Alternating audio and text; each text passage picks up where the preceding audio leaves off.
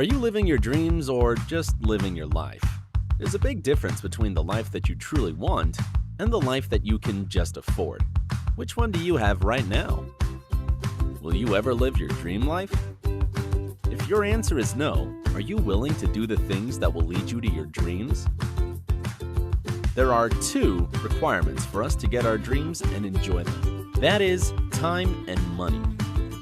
We need money to live our dreams and the time to enjoy them. However, there are people who do have money but don't have the time to enjoy them. While there are those who have a lot of time on their hands but don't have the money to achieve their dreams. Which one are you? Have you ever wondered how you could have both time and money? Good news! Our team has discovered 3 secrets of the rich. Why the rich earn more with less work. Secret number 1. Rich people don't sell their time in exchange for money. Are there people who make money this way? Yes. If you're an employee and you're being paid based on the number of hours you work per day, then most likely you are selling your time to make money. You tend to find yourself without the time to do the things that you really want and never getting rich at all. Do you know why? Because time sells cheap. If you divide your minimum income per day by the number of hours you work, you will get the price tag you put on your time. Now, ask yourself, are you getting enough? Is your time worth only this much? What do employees do to earn more? Since time is equated to income, they work overtime. But how much overtime do you need to reach your dreams? Is 5 hours overtime enough? How about 10 hours? How many can you do? How about the rich? What do they do to earn more? Secret number 2. The rich sell products such as goods or services. Look at the big difference between people who sell time from those who sell products. Take, for example, a McDonald's employee who cooks 100 hamburgers in 1 hour. McDonald's will then sell each for $2. In 1 hour, McDonald's gets $200, while the employee only gets a certain wage per hour. Do you see the big difference? Secret number 3. Rich people don't sell alone. They use a business system that will make them earn from other people's sales. Doesn't that sound good? Earn from other people's sales. According to John D. Rockefeller, I would rather earn from 1% of 100 people's efforts rather than from 100% of my own efforts. Ray Kroc is not selling his products alone. He is using the franchise system. As of today, there are over 36,000 McDonald's outlets worldwide. And every outlet is selling products every day of the week. McDonald's is selling its hamburgers through its chain of franchises around the world. The result? McDonald's is earning 24 hours per day, 7 days of the week, serving millions of customers daily. Do you know that by applying these 3 secrets of the rich, you're not just making money, but doing something better? What's better than making money?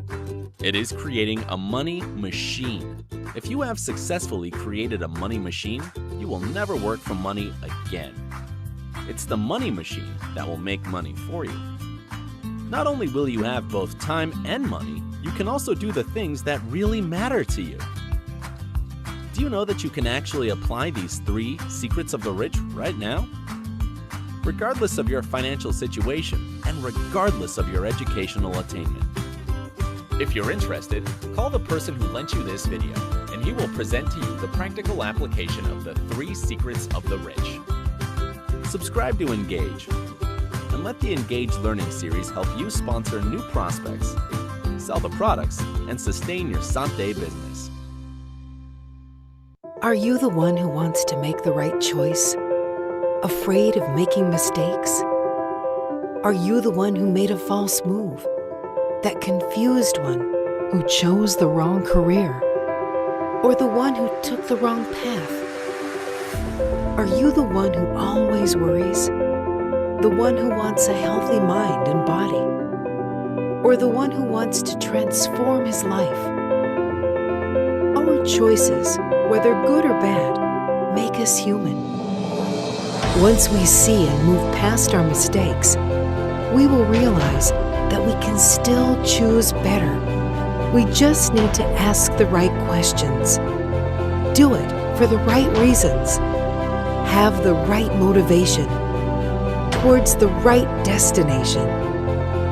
We did not slow down. We are still on track, advancing towards where we're meant to be, making the life we want for ourselves and for our future. Transform your life with the right strategy, the right plan, and the right system. Introducing Sante. Create more moments. Make more memories.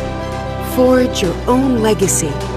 A legacy of creating more of the life you want. Let Sante show you how you can plan the life you want. Create the life you want.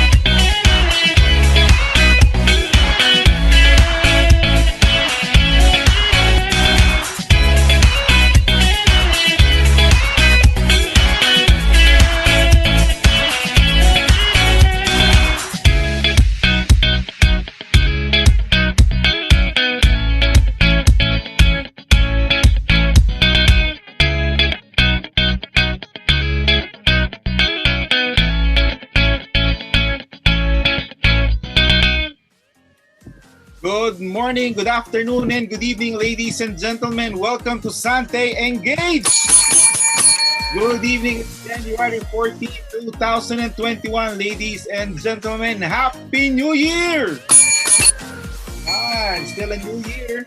January 14, a very fresh start for everybody, and we'll be talking about, of course, very special training. It's a kickoff for 2021. So welcome to Thrive as One in 2021, the Sante Engage Kickoff Training Part 1.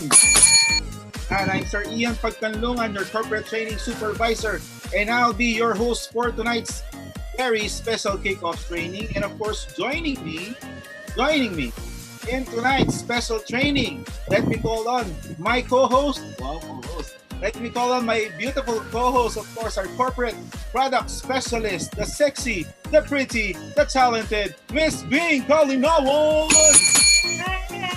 Good evening, everyone. Great day. Good morning sa ibang countries. Good afternoon rin, okay? Because we're not only right here in the Philippines, I know we are all over the world. I see kanina, Ian from Qatar. I know the 8 international countries naka-tune in din sila sa atin. So we are almost 400 inside the Zoom, and I think we're all, almost 200 in Facebook. And of course, nasa YouTube din tayo. It's really, really a great day for us because this is another learning day for everybody. So good evening. Yes, thank you, Ma'am Bing. Good evening. Actually, Ma'am Bing, we started Thrive as One last week, no? As early as January 7. We gave them the Thrive as One. It's the Kick-Off Sizzle featuring our Sante Elite PH members. So again, congratulations nga pala sa ating mga Sante Elite PH member for a superb Kick-Off Sizzle. And then, Yes, they shared I think we have 11 speakers that night, no? So all our Sante partners, imagine they shared each one a golden nuggets of wisdom. So for tonight, another set of learning, okay? This is in two parts, Ian, and also first part tonight, and then on Thursday will be the part 2. So wag kayong mawawala. So this will be doubled. We're already 400. We're getting pataas na ng pataas ang ating participants or attendees tonight. Thank you partners. yes, I am sure we'll be over 500 for tonight. Okay lang po yan. We can accommodate as much as 1,000 para sa ating Zoom link for tonight. Okay, so ladies and gentlemen, before we finally start, syempre, shoutout muna tayo sa ating mga leaders, sa ating mga Santé Business owners. Thank you for joining us tonight. And to manage expectation, we'll be doing this for about 2.5 hours to 3 hours. So get ready for your get ready your attention, because in the next 2.5 hours, we'll be giving you one sure and powerful training to kickstart your 2021. So ladies and gentlemen, without further ado, I would also suggest na do not hesitate to have papers and pens with you, no? So baka meron kayong marinig na very, very powerful learning tonight. Ako kasi I always write, no? Mahilig ako visual and audio, no? Tapos talagang I really write because I wanted to read over and over, lalo pagka there's something that really struck me. So, listeners, Sante partners, we advise to get your pen and paper and then jot down notes. Reminder lang. Thank you. Yes, that's right. No, importante po yan para hindi nyo po malimutan. Kahit naka-record tayo sa live, you just really have to take down notes para magamit nyo po talaga yan. It's really specifically designed for you to kickstart and jumpstart your 2021. That's why we call this the kick-off training. Okay, so sisimulan na po natin mga kaibigan. And I'd like to call Ms. Bing Talinawan to do the honor of presenting our first speaker for tonight. So again, welcome to Thrive as One in 2021, the Sante Engage Kickoff Training Part 1. Thank you, Ian. I'm honored to introduce our first speaker. I would just like to read some of his profile. He is a certified management consultant, Six Sigma Black Belt, has over 25 years of work experience managing IT systems and procedures, programs and quality, operations, continuous improvement, corporate planning, project management, and compliance. Mike has worked for several large companies such as Star Cruises, Cytel, AXA, and Manulife. He is a graduate of BS Industrial Engineering, minor in Mechanical Engineering from De La Salle University. I'm extremely honored to bring him here in the webinar. Let's all welcome our Chief Operations Officer, Mr. Mike Sebayan. Hi, sir. Thank you very much, Bing. Thank you very much for the introduction. I was told by Ian I should introduce myself though, no? But thank you very much for that. I think that sums up who I am. For those of you still interested to know me better, you can just check my Facebook account or my LinkedIn account. I think everything is there. I think my life is quite public, no? In all areas, no? Not only in the corporate side, but you get to see me, my other side, no? Outside of the office. So as mentioned by Bing, I'm currently the Chief Operations Officer of Sante. You might be wondering, saan galing tong taong to, no? I'll share to you a couple of, just to add on to what Bing mentioned about me, I actually started my engagement with Sante, I think the latter part of 2018, no? So time flies so fast, right? I started off working with the management team in their strategic planning session. And then a year after that, I was further tasked to help out in terms of the implementation of strategic plans, operational excellence. I also conducted in-house trainings and such. And then, of course, after more than 2 years of being part of the family, right, I move on to that next level of engagement, which is now your Chief Operations Officer. So you might be wondering, so ano naman ang gagawin niyan inside the organization? I have a very, I would say, clear, challenging, but a fulfilling task for the company. So my goal is really, if you've heard my background, it's really looking at the people, the process, and the technology, and how these three actually should merge together to really come up with a very good system to help everybody in this session, everybody in the Sante business. Of course, our main mission is still to help people live better lives, and the best way to do that is to come up with the right support mechanism to each and every one of you to make everybody successful. So that's our main objective. My team, in terms of customer experience, operations, warehousing, and the like. But of course, as one big Sante management team, we all work together to make everybody successful. So my task today, so I think just given the around 30 minutes to share with you a couple of learnings maybe from my end, I can share with you. Given my background in risk management, strategic planning, which I think it's quite timely. My topic for today revolves around leadership in the VUCA world, or in the VUCA times. Right? So you might be wondering, ano yung acronym na yan? What's that acronym all about? But before I move on to that topic, normally in engagement like this, in webinars or in trainings, most of the facilitators will ask you to put down your phones. But now I'm going to ask you to pick up your cell phone. Right? So pick up your cell phone and please scan this QR code.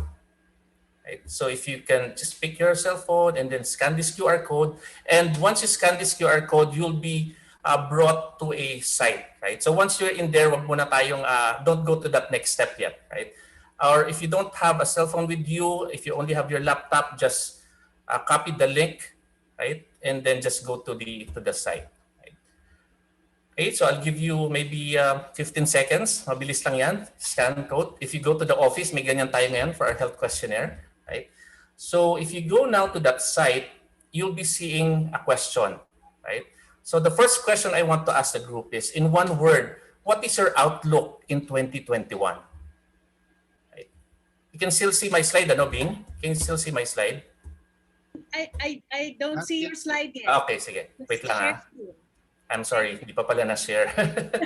So, wait. Let me just go back. Sorry about that. We're ready for the QR code. So the QR code, no? So just wait for the QR code. Ito na yan. Yes. Wait. Let me just go here. So, yan. So once you see the QR code, just open your camera in your cell phone and go to the site where it is going to lead you to. Okay. So if everybody is in the site already, okay, I'll give a couple more seconds to do this for everybody. And then you will get to see the first question, right? So the first question that you'll be seeing there is, in one word, what is your outlook in 2021? So now I'm seeing their outlook is that magnificent, record-breaking, which is very good. My breakthrough, so this is the breakthrough year for some people. Leadership, right? Awesomeness. Bing, you can see my slide down, the Mentimeter, right? So breakthrough, there's a lot of people, the first word that comes into mind when it comes to 2021, the outlook is breakthrough. This is the breakthrough year for them, right? Totally different from the previous year. Right? So you can see majority of those answering are really answering breakthrough. Self-improvement is also one. Beautiful, right? Definitely, we need to be very positive for 2021 to make all things possible. More active leaders, right? Successful, of course. Blessed, right? So we're seeing still a lot of entries here. Right? So breakthrough 2021. I like that mindset, no? Breakthrough, right? So it's like really breaking your barriers. Wherever you are right now, you're really going out of your way, getting out of your the box that you're in right now, and going to that next level or that next step in your life. Very good. Right? Okay, so the next one, naman, right? I'm still seeing a lot of answers here, but I'll go now to that next question. So if you go to that next question, there's a next question there.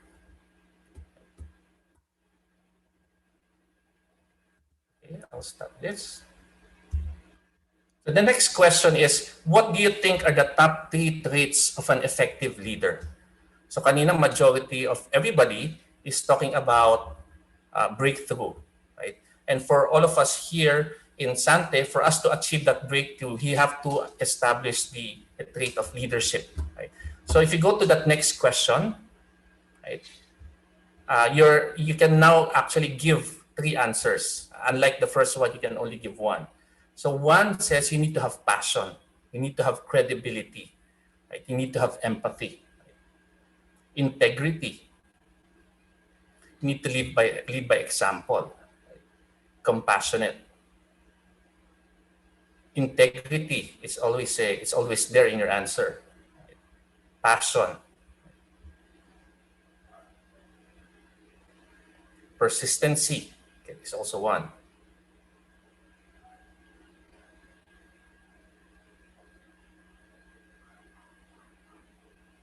Discipline, right? One of the key words that I can see there.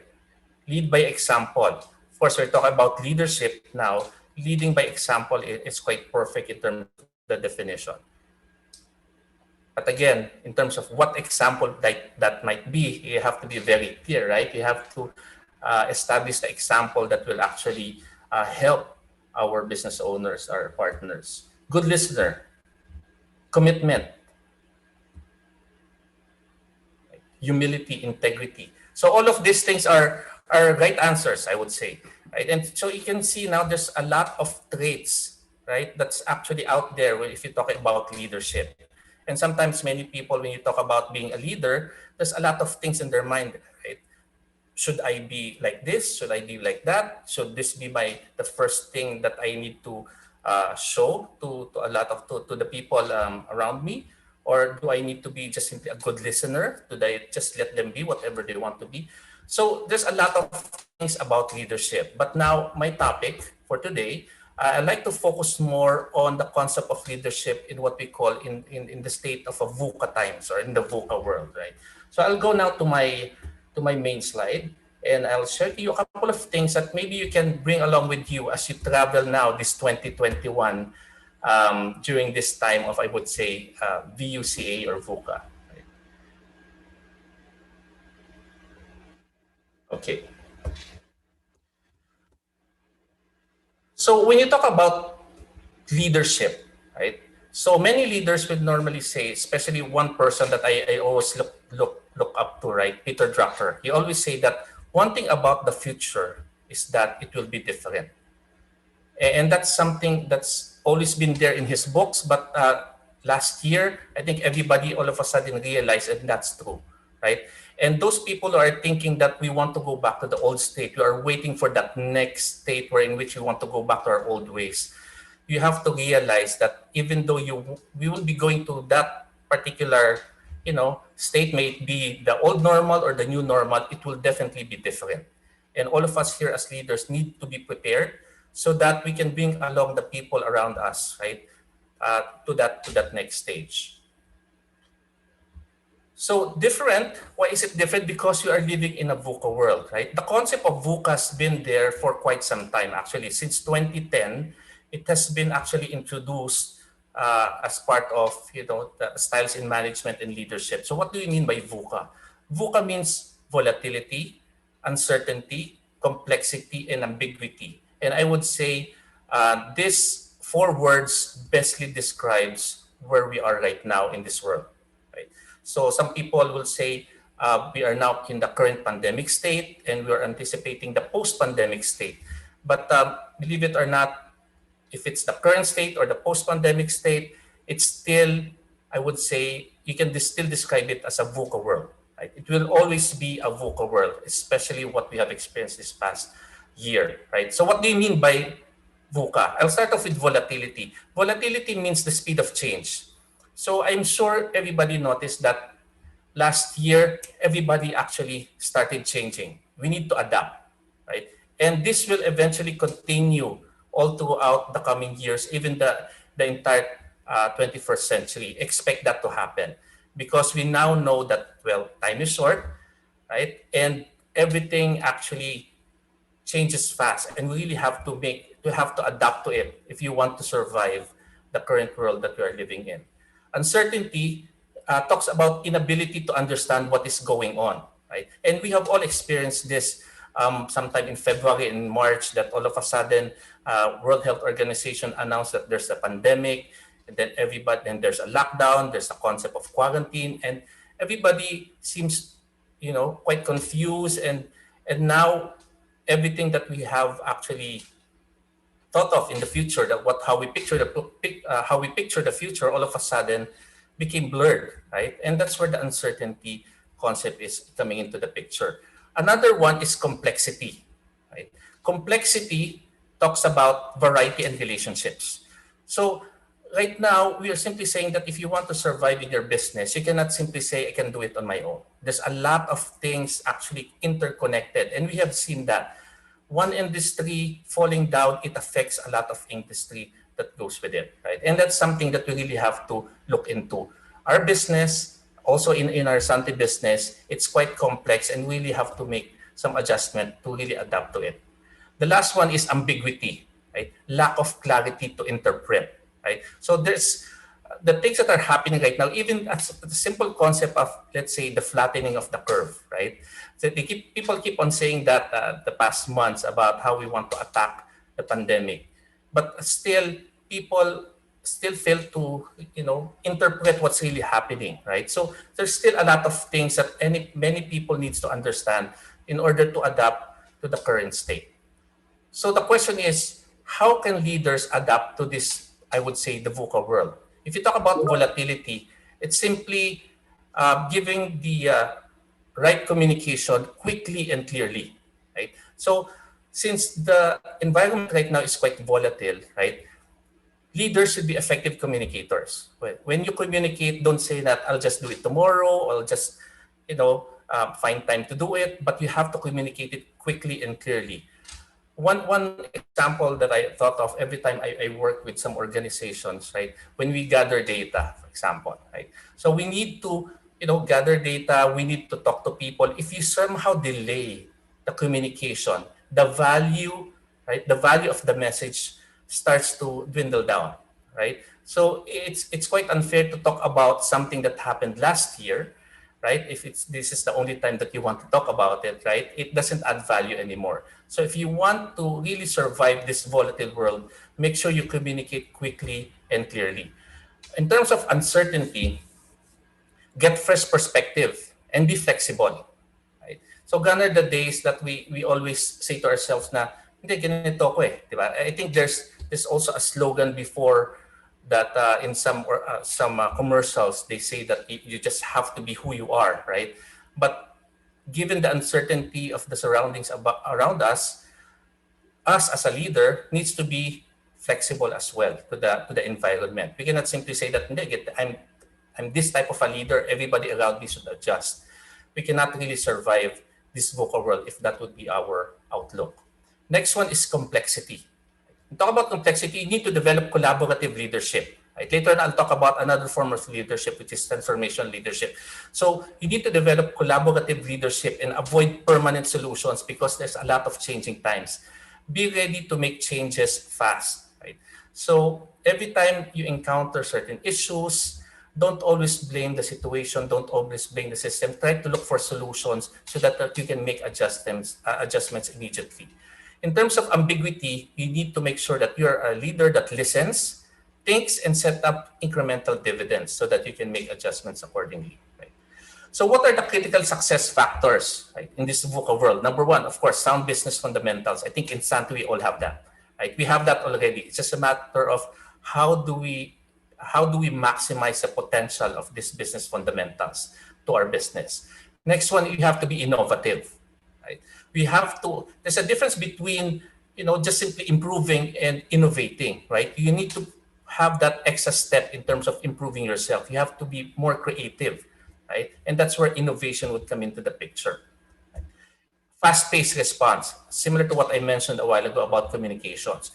Every time we talk to our downlines, we talk about our talk to our co-leaders, to Sante management. You have to have a fast-paced response so that whatever solution that you may have in the problem that you're encountering, you can actually apply it immediately so that you can actually give more value to your customers. Flexibility and change management is very important as well, right? Always be a leader that is willing to make changes, right? Willing to make changes to position ourselves to really support the mission of the company to help people live better lives. And lastly, managing diversity, both on the local and global level, and of course, market intelligence is very important. Right? We need to understand the market. Don't just limit ourselves to our learnings in terms of what Sante is all about, what direct selling is all about. There's a lot of things around us. This is what they call the age of information. We're quite lucky to be in this state right now because we can actually make sound decisions based on a lot of information that is available even through the internet.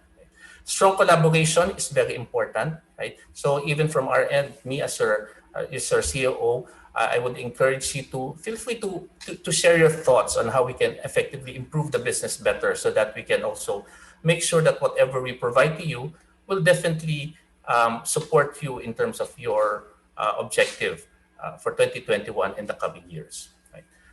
So in terms of the VUCA world, right, what type of leadership is seen to be very effective? Right? So there are two types of leaders that I'm thinking of when you talk about the VUCA world. The transactional leader and the transformational leader. Right?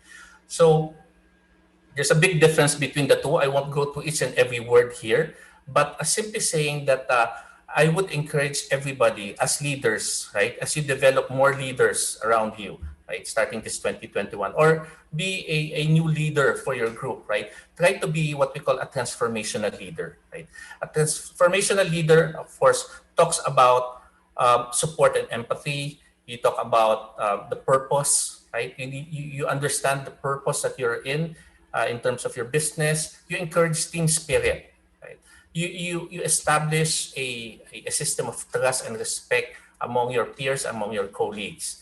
And there's always a stimulation, right? A stimulation of not just simply attending trainings, but there's always coordination and communication and interaction so that creativity and innovation will always come to mind, right? As you try to develop your new future, right? And that's very important rather than be stuck of being what we call a transactional leader. Right? So a transactional leader will just rely on what is fed on them in terms of process, in terms of system, and doesn't really think outside of the box to make things better for the people around them, right? So simply saying that if you try to innovate, get rid of the box, right? Gone are the days that we normally say that we have to think outside of the box, but now the main focus of transformational leaders is how we can think without the box and try to start fresh all the time, mainly focusing on what our customer wants and how to make them happy and delighted all the time. So common qualities expected from leaders in this VUCA world, I think I saw this a while ago in the Mentimeter, right? Integrity is very important, right? Every time you talk about the business to other people, yes? Yeah, I think it's your MacBook that's lobat po. Okay, sorry about that. Yep, I saw it. Okay. Thank you for that. So integrity, as mentioned, right? So you need to establish, and that's number one, because our business, right, in Sante is all about trust, right? Trust in the product, trust in the business, and trust in the people that you work with, and that's very, very important. Goal achievement is another one. In setting goals, of course, you need to. I do believe some of my colleagues will be talking later on. Will be talking about plans, strategies, and goals, right? And making sure you have already set that in mind. Don't just say that I will create a breakthrough this year, but how do you define breakthrough? You have to define that goal that you want to achieve. Innovation, which I keep on, I do believe repeating. Motivation is very important. The value of purpose is very important here, right? I normally say before I was given a task to talk to fresh graduates, right? when I talk to them and try to motivate them in terms of how they can be successful in the corporate world, I always tell them there are three actually main ingredients for you to be motivated and be successful, right? You always need to have a vision, right? A personal vision. And I do believe all leaders here have that. But for some who don't, make sure you have a vision in mind. Where do you want to be, right? And you need to have the passion, right? You cannot just simply have the vision, but without the passion in doing the business. And of course, understanding the purpose of why you're doing it, right? Those three things are the key ingredient to make things, to make people very motivated. If you're focused on those three areas, if you have all of those three items, definitely you'll be very motivated to continuously fulfill your responsibilities, not only to your family, but also to the business in general. Collaboration is also very important. So here are the prerequisites, right? As mentioned, prerequisite is vision, right? And aligned with that is the passion and purpose that I mentioned. And of course, you need to have courage, right? Leaders should be very courageous because leaders are the first one who will really jump off the hill for their people. And they are the first one who will really test the waters, right? And of course, character and values is very important. So those are the three things that I want to add, right, in this VUCA world as a personal prerequisite for effective leaders.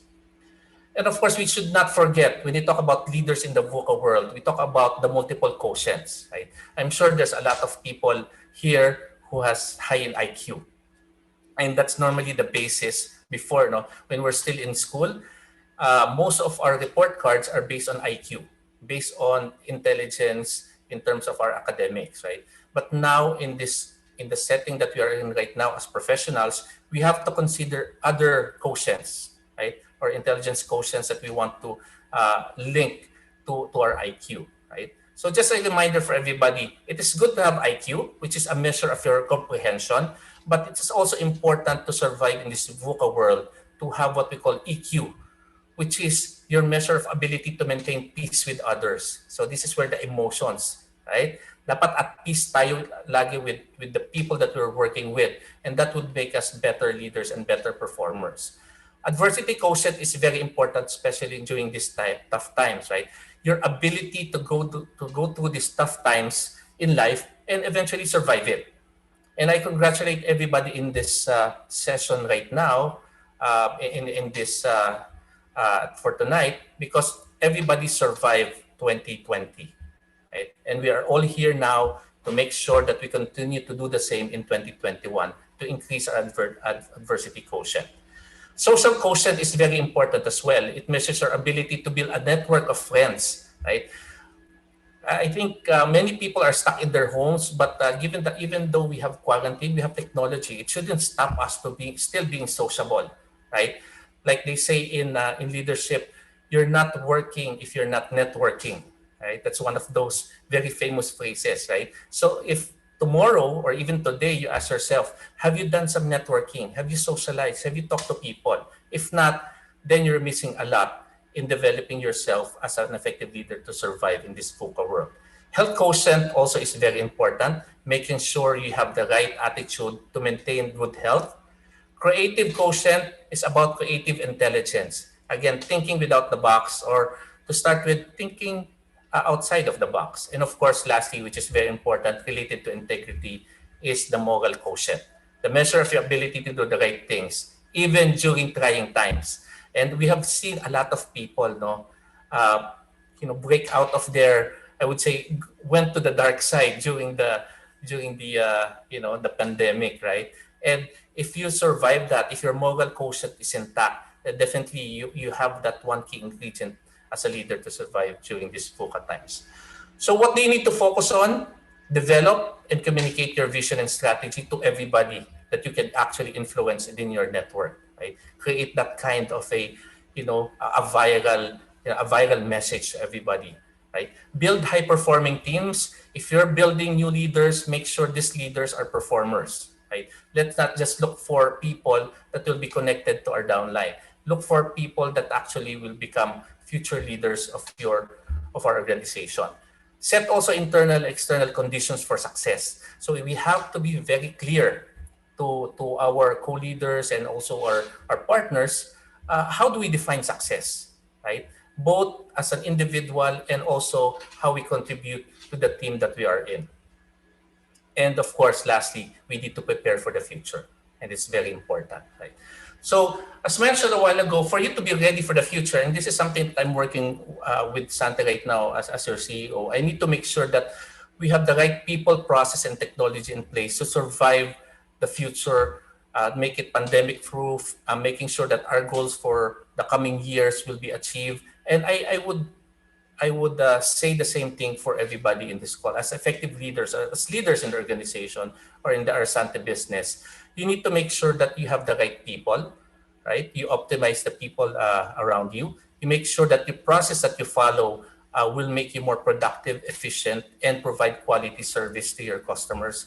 And of course, you need to invest on technology, right? Gone are the days that you will say that no, I'm not really a techie. You don't really be a tech expert, but you need to adapt to technology to survive this VUCA world. And you have to congeal the three together to make it happen. So what are the key success factors? Right. So just to summarize everything, always have the big picture on sight. Always maintain that vision that you want to achieve. Need to decide to go on a bold move during times of uncertainties, right? They say go agile, be flexible, so that you can be fast in terms of your decisions, right? If you want to grow big, let's not wait for tomorrow. Let's make things big today, right? Make clear visions, establish effective communication, and set milestones, right? Every week or even every day, right? You have to ask yourself, what should I accomplish today so that it will contribute to my goal tomorrow.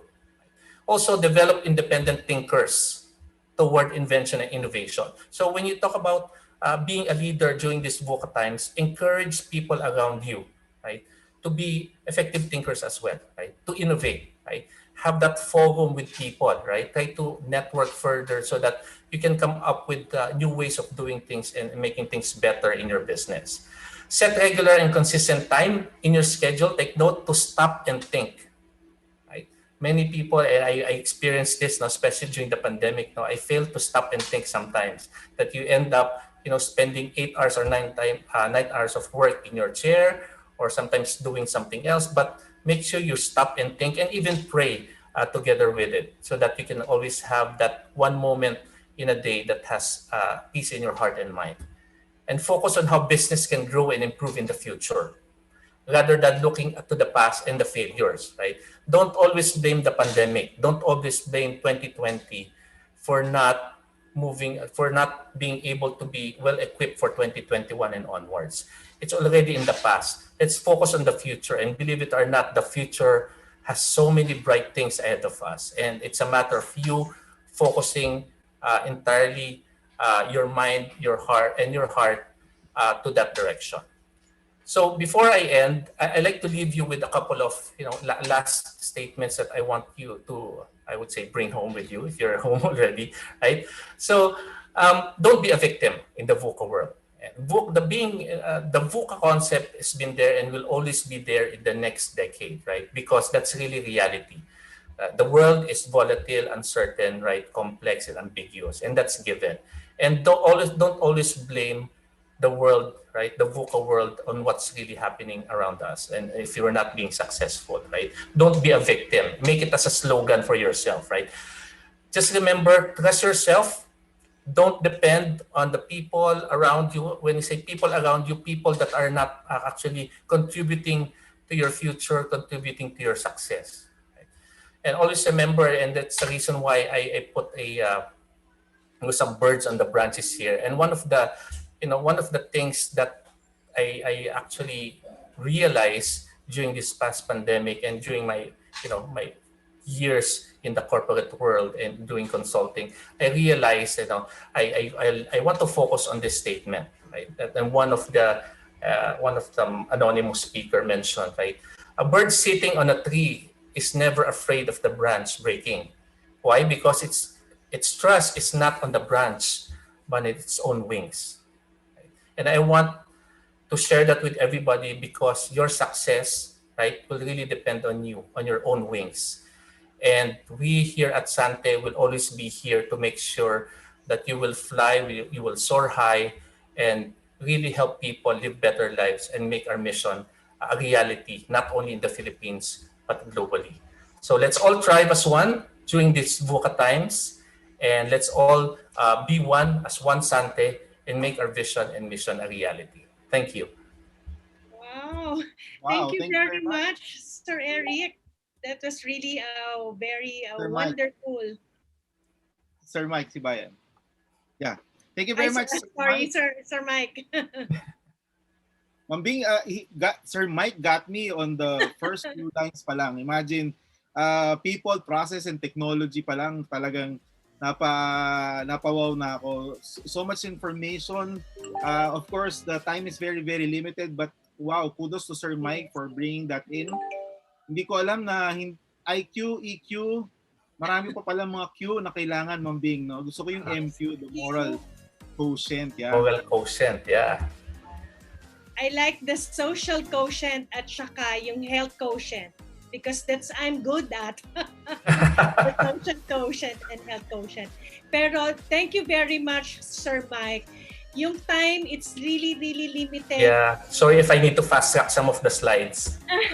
It's okay, but each word that you na sinabi mo kanina, talagang namnam ng mga tao. Parang talagang lahat gusto namin ito. I really heard a lot from you and learned from you a lot tonight. Thank you, Mr. Mike. Thank you very much, Bing. Thank you very much, everyone. Yeah, that's very fresh for 2021. So let's leave all the Qs of ECQ, GCQ behind. So let's focus on the Qs of Sante, brought to you by Sir Mike Sibayan, our Chief Operations Officer. Our first speaker for tonight pa lang, palakpakan po natin Sir Mike Sibayan. Thank you very much. Leadership during the VUCA times. So itong time, everything is going fast. Everything is really going fast. That's why we really have to adapt, no? So gone are the days now. What you've learned yesterday, will it be applicable tomorrow? So hindi. So we have so many learnings tonight. Isang speaker pa lang po yan. Okay? So isa pa lang, di ba? Na-excite na yung mga tao. Ang dami nating claps. And we are more than 500 tonight. Thank you very much, Sir Mike. Yeah, so again, that was Sir Mike Sibayan, our first speaker for tonight. How about some more claps and thumbs up for Sir Mike, our first speaker. Now, we are done with the first speaker. Exciting first speaker pa lang. Ang dami na po nating knowledge. So, actually, nagsiscreenshot po ako, Mambing, para doon sa mga Q. So, this time, hindi ko na-hate yung letter Q. Last year kasi puro QQ. So, ngayon, yung MCQ, di ba? Last year. So, ngayon, MQ, IQ, and all the Qs. So thank you, Sir Mike Sibayan. Okay, so for the next speaker, I'll be giving it to Ms. Bing Kalinawan to introduce our next speaker for tonight. Yes, okay. I would just like to read some of his profile. He is an acclaimed, outstanding business executive and marketing professional in the Philippines. He is one of the country's top 20 highest revenue-earning marketing practitioner today, past president of Rotary Club of Caloocan, member Management Association of the Philippines, member Financial Executive Institute of the Philippines. Let's all welcome our Chief Finance Officer, Mr. Eric Maranan. Hi, sir. Good evening. Hi. Good evening, Bing. Good evening. Thank you, Bing, for that wonderful introduction. By the way, clear ba yung voice ko? Yes, sir. Okay. So, good evening and Happy New Year to everyone. I'm so excited to be part of this event and to share some of my thoughts. Actually, my topic is very special to me. Kasi sabi nga ni Ian, the title of my talk is Abundance Mindset. Okay, so yung siguro hindi na ako nag-prepare ng PowerPoint presentation because I will just share to you my mga personal experiences, and yung mga personal na pinapractice ko when it comes to abundance mindset.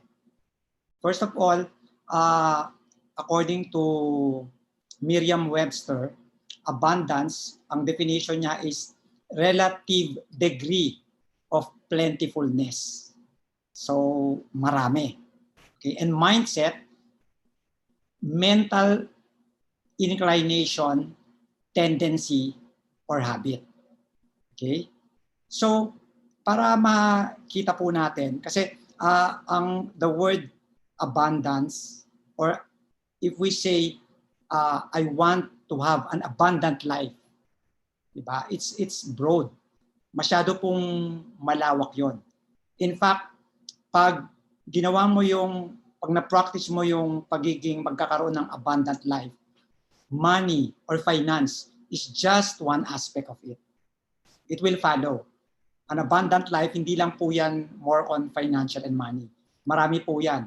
Relationships, intellect, emotions, so on and so forth. Marami po yan na pag-uusapan natin. But since ito nga yung topic natin, first of all, ano ba yung, di ba, mindset? I-discuss muna natin yung mindset. Because you can categorize mindset into two. One is fixed mindset, and the other one is growth mindset. So definitely, the second one, yun yung abundant mentality or abundant mindset. When you have a growth mindset and not just,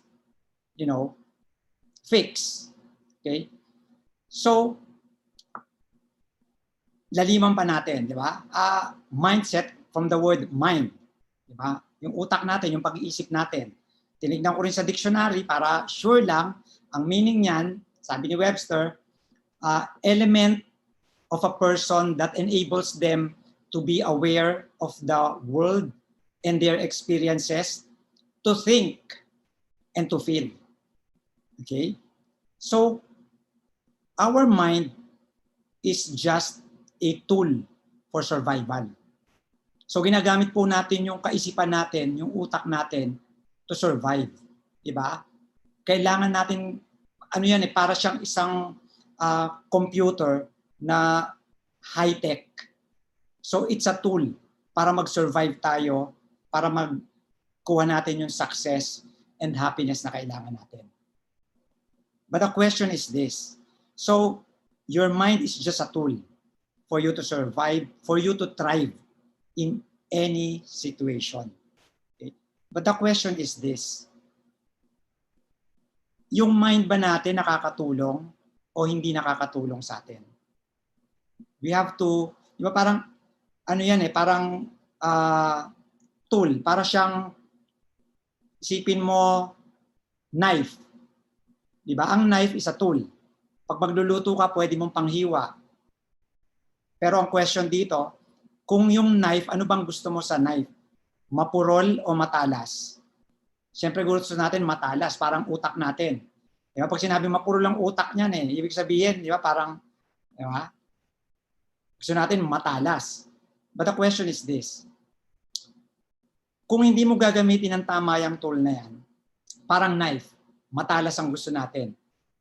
Pero kung yung knife na matalas, ipapahawak mo sa hindi marunong gumamit, let's say sa 2-year-old boy, pahawak mo sa bata yung knife, ano ang pwede mangyari?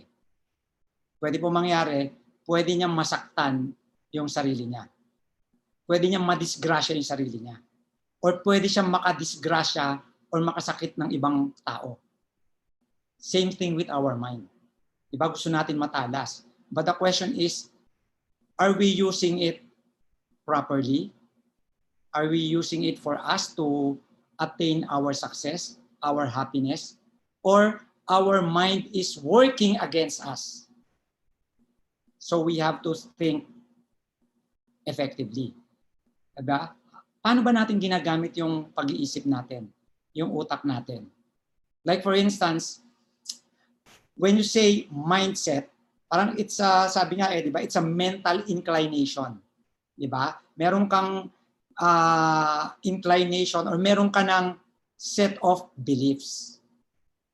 Okay? Ang number one na question dito about mindset is, sino ba yung pagkakakilala mo sa'yo? Parang, sino ka?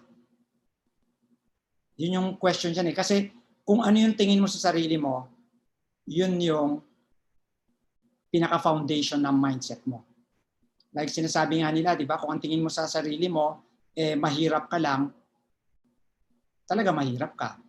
Kung nasa tingin mo sa sarili mo, mayaman ka, di ba, mayaman ka talaga. Sabi nga, di ba, nakasulat nga, according to your belief, it shall be done to you. So your mindset is just a set of beliefs. So, tingnan natin yung belief. Belief is something that you do not know. What I believe is the things that I do not know.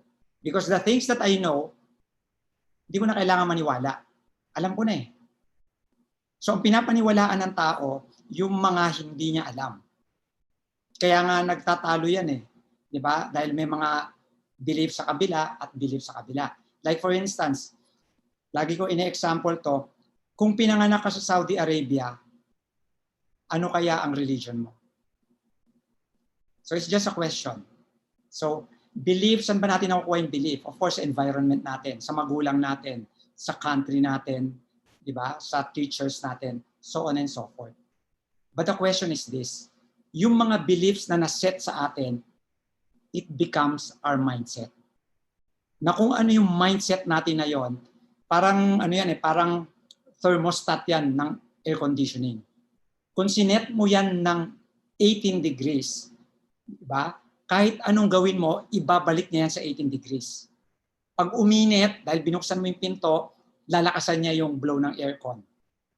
Pag lumalamig, maririnig mo, tutunog lang siya, magbabawas yung blow niya ng air. Kasi binabalik lang niya kung ano yung thermostat or kung ano yung iyong mindset. Okay, so just remember, kung ano yung mindset mo, it's your belief about yourself. It's your belief about the world. It's your belief about everything. It's your belief about the universe. So masyado po siyang malawak. Pero ang pinaka-concern natin ngayon is your belief about yourself. Ano ba yung mindset mo? Nasa abundance ba? O nasa scarcity? Nasa marami ba? O nasa kakaunti? Okay? Kasi kahit anong sabihin natin na gusto natin, gusto ko, alam ko, naiintindihan ko na kailangan may abundant mindset ako. Di ba? Abundance mindset. But the question is, kung yung belief mo scarcity, yung laging kulang, babalik ka dun para siyang thermostat. Okay? So remember, whatever you believe or whatever is your mindset, it will define your life. Okay? So if you want to change your life, change your mindset. Kung ano po ang life nyo ngayon, kung ano ang situation nyo ngayon, let's say, ano status mo ngayon financially, let's talk about finance. Kung ano ang situation mo ngayon financially, it's because of you. It's because of your mindset. Now, if you do not agree, it's okay. But the question is this, if you do not agree, the question is, yung situation mo ngayon, most probably ang iniisip mo, kagagawan ng iba. Kagagawan ng ibang tao, kagagawan ng kung sino man, kagagawan ng sitwasyon. So kung kagagawan ng iba yan, wala kang power to change your life.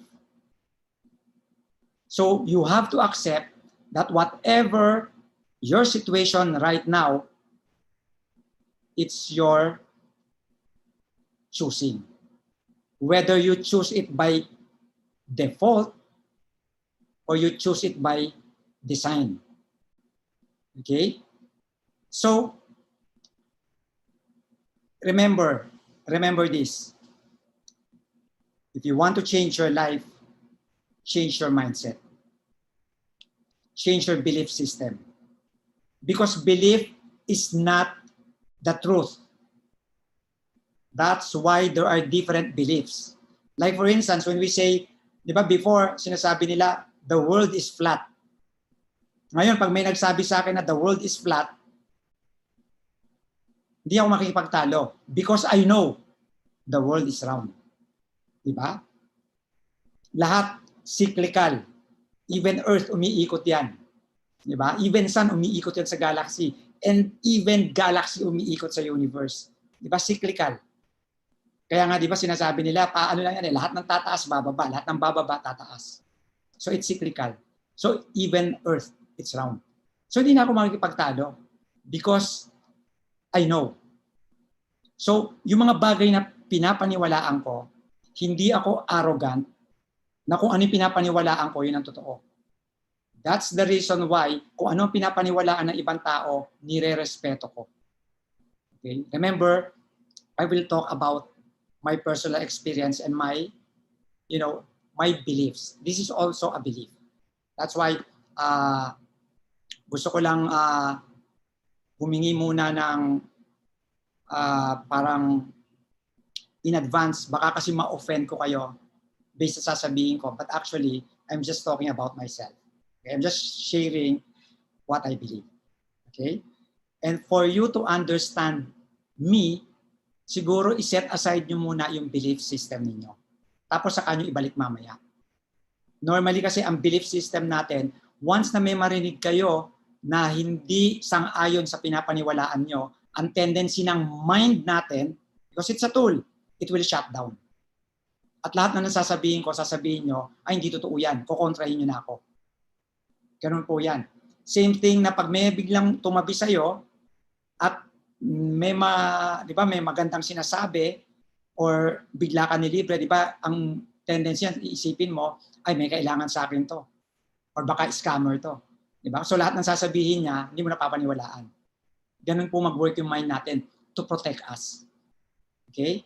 But that particular mindset is a fixed mindset. It's not growth mindset. Okay? You know, Sante family, sa akin lang, simple-simple lang po yung abundant life. Ang abundant life sa akin, ang definition ko lang ito. Diba? Meron lang akong power to choose in any situation. Meron akong free will in any situation. That is living an abundant life. Meaning, hindi ako tali, hindi ako nakakulong sa sitwasyon. Lahat ng sitwasyon, like ngayon may COVID, may pandemic, hindi ako tali because I can act whatever I want to do. Instead of reacting, I respond to the situation. So sa akin po, that itself is living an abundant life. Ang life ko po, ganito ang nangyayari, hindi dahil sa sitwasyon o hindi dahil sa mga magulang ko o hindi dahil kung kani-kanino. Dahil pinili ko to. Dahil pinili ko to. Kaya po ako nasa Sante International dahil pinili ko ang Sante International. Pinili ko ang Sante family. Pinili ko yung mga partners ko dito, yung mga nasa board of directors. Pinili ko lahat ng mga kasama dito sa management and lahat ng employees sa Sante. So, responsible ako sa Sante family. Okay? It doesn't mean na responsible ako, dapat kailangan ako nag-aasikaso sa lahat. Hindi po yon. Meaning ganito, kung responsible ako sa ibang tao, hindi ko kailangan alagaan yung ibang tao. Pero ang iniisip ko lagi, paano ba ako makatulong sa kanya? It doesn't mean tumutulong ka in action. Pero sa mind mo, paano ko siya matutulungan? Yun po yung growth mindset. Yun po yung being responsible. Now, let's talk about financial. Okay, since nasa financial side tayo. Sabi ko nga, ang abundance mindset, ang financial po or ang money is just one aspect of it. Okay? Like in my case po, of course, you know, I'm the Chief Financial Officer of Sante International. You know, I used to work as a sidewalk vendor. Kasama ko po yung father ko. High school po ako, sidewalk vendor ako. Pag weekend, sinasamahan ko yung parents ko, yung father ko, para po magbenta kung saan may mga, so kung saan probinsya na may nagmimilagrong simbahan or may fiesta.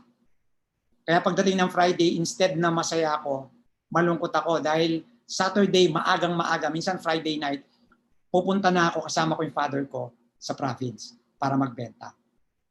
At sa murang edad, inisip ko na po, ang hirap pala ng mahirap. Kaya pinili ko, instead na i-victimize ko yung sarili ko, instead na sisihin ko yung mga magulang ko, bakit kami mahirap, ang ginawa ko po, paano ako yayaman. Yun lang po inisip ko.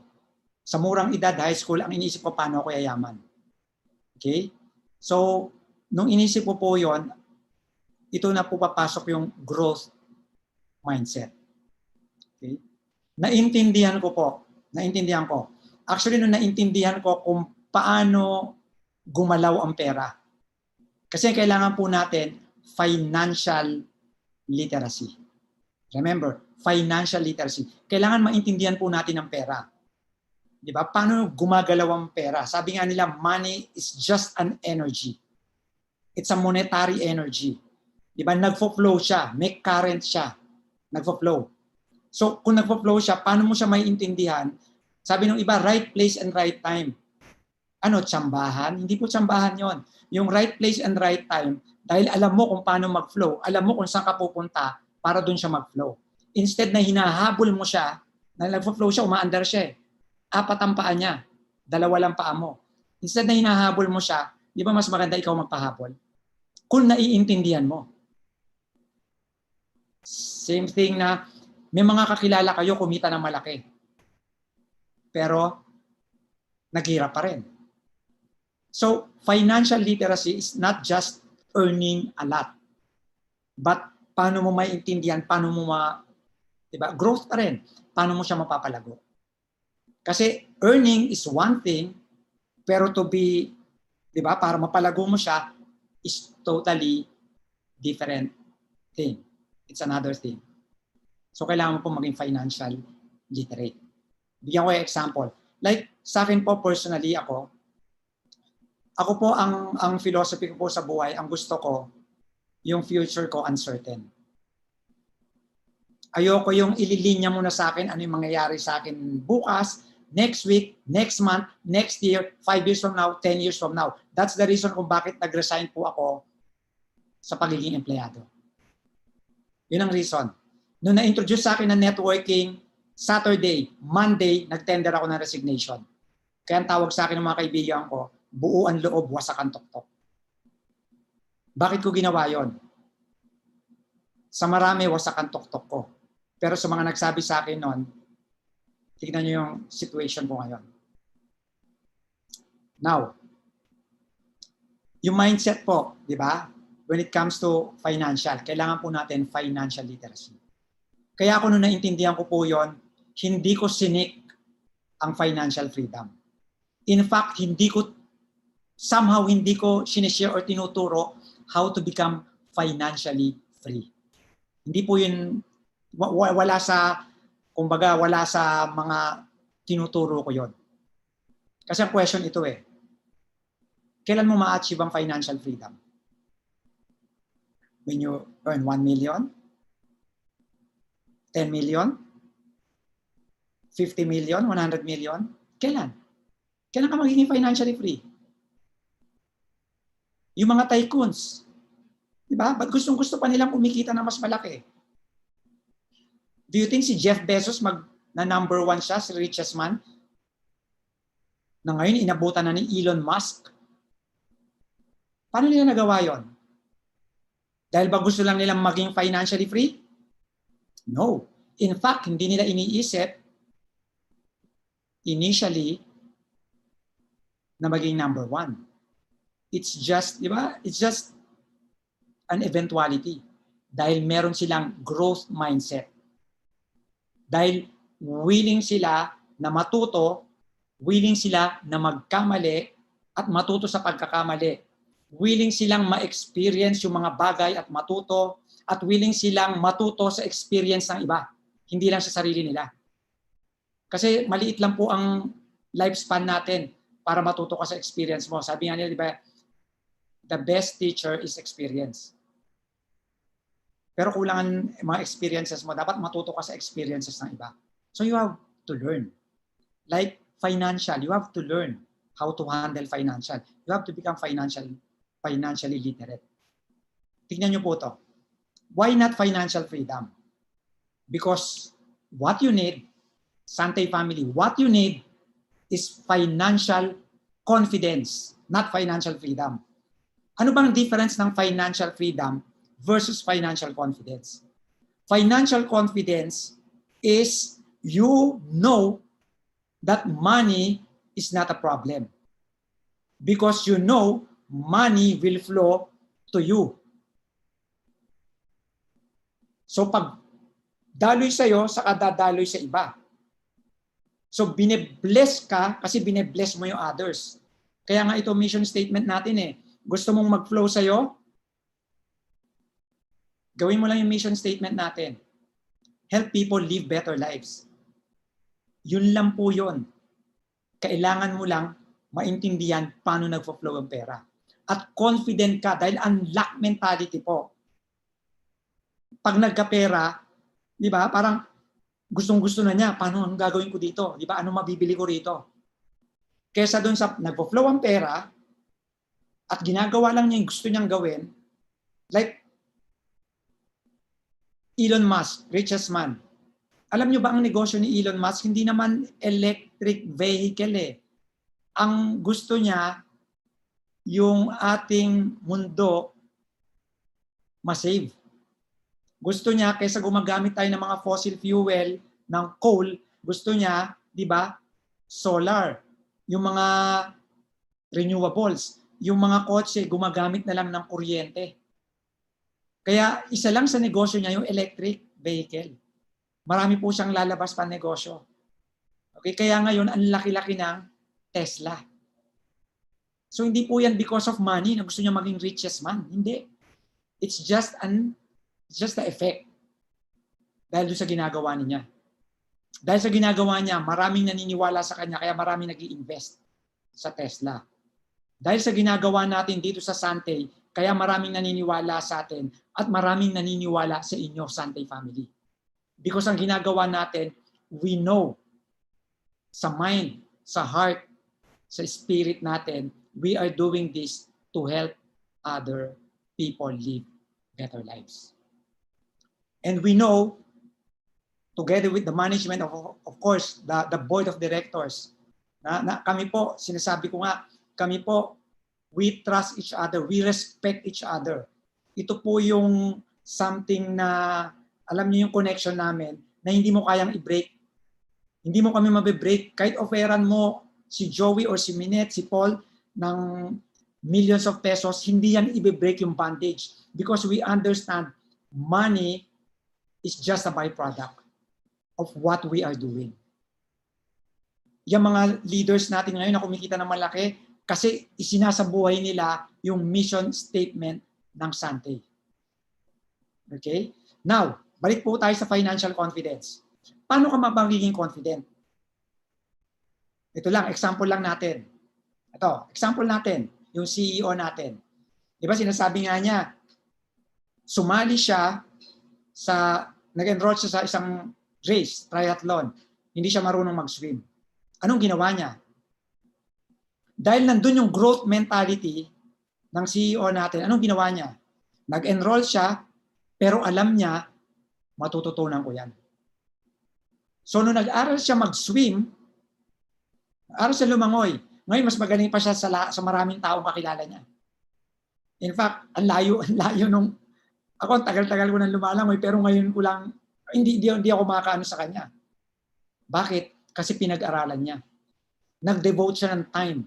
effort, energy. Ngayon, ilang kilometers nakakalangoy siya sa dagat. Ngayon, confident na siya. Bakit? Kasi pinag-aralan niya eh. Inalam niya.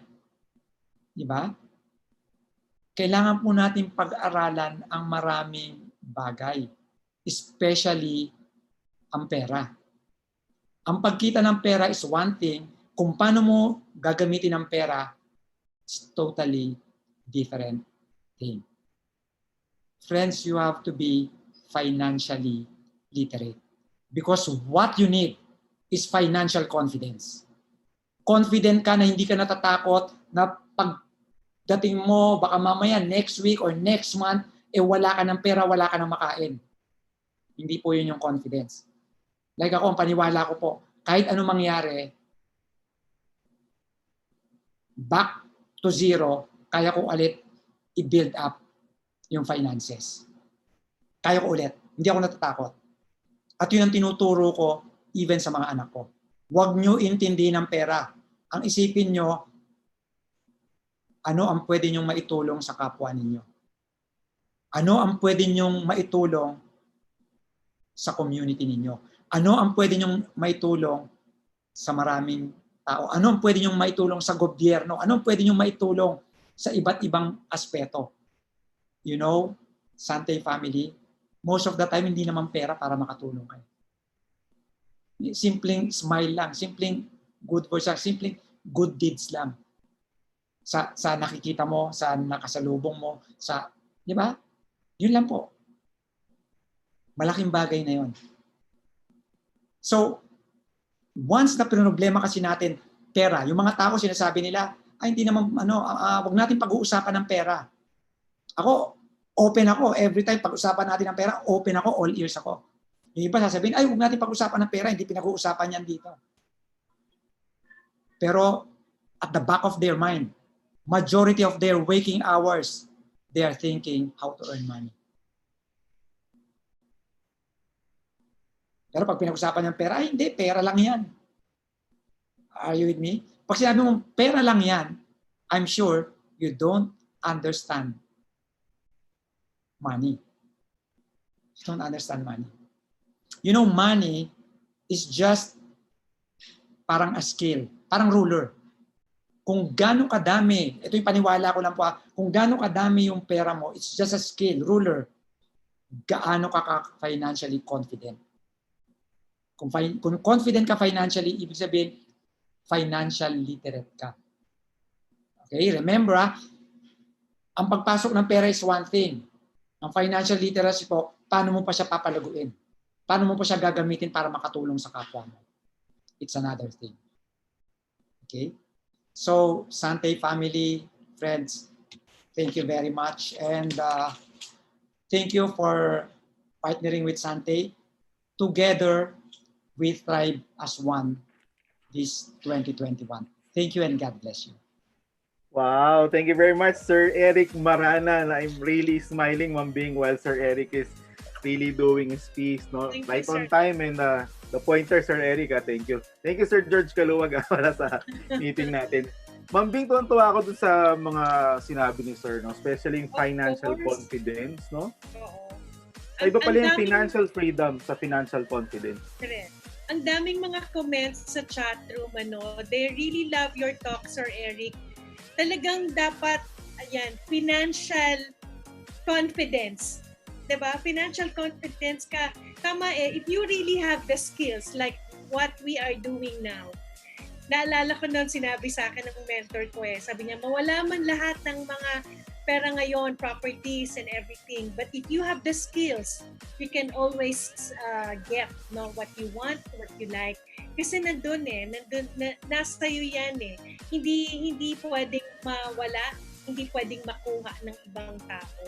And I really like your example, Sir Eric, our CEO, I remember before, yun nga kinwento ni Sir Joey na sumali siya, nag-register siya dun sa tri-team, but he doesn't know really how to swim.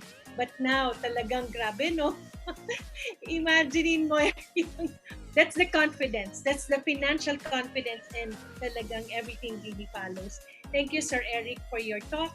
Again, Yes. golden nuggets of wisdom. Nakakatuwa yung mga sa chat room. They are really very thankful, no? From Sir Mike to Sir Eric. Okay? Yes, yan. Totoo naman, Ma'am Bing, talagang second speaker pa lang tayo, pero grabe na talaga yung learnings. Isang nagmarka talaga sa akin, Ma'am Bing, itong yung kung gusto mo mag-flow pala sa iyo ang money, 'di ba? You don't have to chase it. All you have to do is live yung ating mission, and that is to help people live better lives. And money, sabi niya nga, no? Money is just a byproduct of what you are doing. So just keep on helping people live better lives, and surely money will easily flow into your lives. Thank you very much, Sir Eric, our second speaker for tonight's Thrive as One in 2021, the Sante Engage Kickoff Training Part 1. And now we go to the third speaker, ladies and gentlemen. But before that, how about some hearts and likes and thumbs up para sa ating second speaker, our Chief Finance Officer, Sir Eric Maranan. Yan, daming hearts and claps and likes and everything. Okay.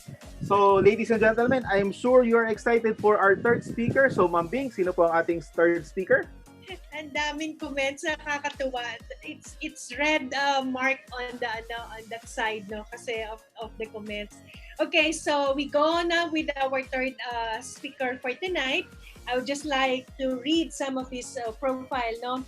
He is a multi-awarded networker of more than 23 years of experience in network marketing and direct selling industry, a goal-oriented administrator, Sante's Managing Director for the Philippines. Let's all welcome Mr. Paul Kaluwag. Hi, Bing. Hello, everybody. Kumusta na kayo? So far, so good, no?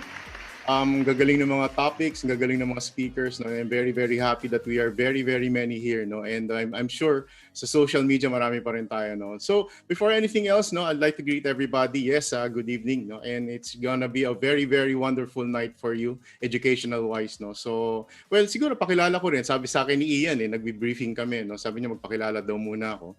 I do believe most of you know me, no? A lot of you are good friends of mine, no? And for those who do not know me, once upon a time, I also a distributor. I was a business owner. Ang tawag sa amin nung araw, networker, no? So, ano background ko before I became a networker, no? I was an employee. I started as a salesman, no? Like starting from the ranks, no? And through hard work, no, through grit, no, and through determination, umakyat ako sa ladder, no? And why? Because doon ako nakafocus kasi yun lang ang alam kong way, 'di ba? To become, to go up in life. Eka nga, 'di ba? For the family, for myself, to get my dreams, no? And true enough, I became vice president of the company I was working for, no? It was a real estate property valuation company, no? Until this opportunity came, no? It's called networking, no? At the time, networking pa ang tawag, no? So yun, to cut the long story short, I joined, I tried. Maraming takot, maraming duda, di ba? But I'm very happy to say, di ba, while trying, siguro proud ako masasabi sa inyo na lahat ng dinadaanan nyo, nadaanan ko rin, no? Maybe ibang klase lang, no? Ibang way, because iba ang technology ngayon, eh. Iba na ngayon para mag-network, iba na yung activity, di ba? Iba na yung way, no, to talk to people, no? But during the time, I'm happy to say na na-experience kong ma-Indian, na-experience kong pumasok sa squatter, no, monte ng panain, di ba? Kagatin ng aso, habulin ng aso, no? Na-experience kong mag-present sa harapan ng mga lasing, no? And a party na wala naman nakikinig sa iyo, lunch break sa government office. In other words, more or less na-experience ko lahat 'yun. Kaya yung mga ang pride ko talaga, I'm very, very proud, di ba, na yung mga knowledge and experiences ko na nakuha during those years, na-share ko naman. Na-share ko sa inyo, na-share ko siyempre sa mga bago, no? And one thing I can say, that decision for me to try networking really changed my life, no? And I'm very, very happy na nag-decide ako, no? It was not all a bed of roses, maraming challenges, pero like what we all say, no? All the challenges are worth it, no? So that's why I'm here, seated in front of you tonight, di ba? And dun sa experience na yon, no? And yung dedication and yung commitment, di ba? At pagmamahal sa ginagawa natin, no? Kaya nakarating din dito, no? And of course, pagmamahal sa inyong lahat because we all want you to thrive, di ba? This 2021. No? Not only in 2021, to thrive, di ba? You know, throughout your life, no? So, siguro, I will be discussing actually, no, a very simple, topic, no? It's about gaps, no? So kasi we all want to get somewhere, di ba? Since you joined Sante, di ba? In fact, even before joining Sante, alam kong marami kayong gustong marating. Pero have you ever questioned yourself, bakit kung minsan, kahit anong gawin nyo, kahit gaano kasipag kayo, di ba? Hindi nyo marating-rating o nahihirapan kayo marating yung gusto nyo or, di ba, nararating nyo nga, pero medyo delayed, di ba? So that's my topic actually. No, my topic is actually about gaps. All right. So before I continue, let me allow me to share my screen. Okay. There you go. Okay.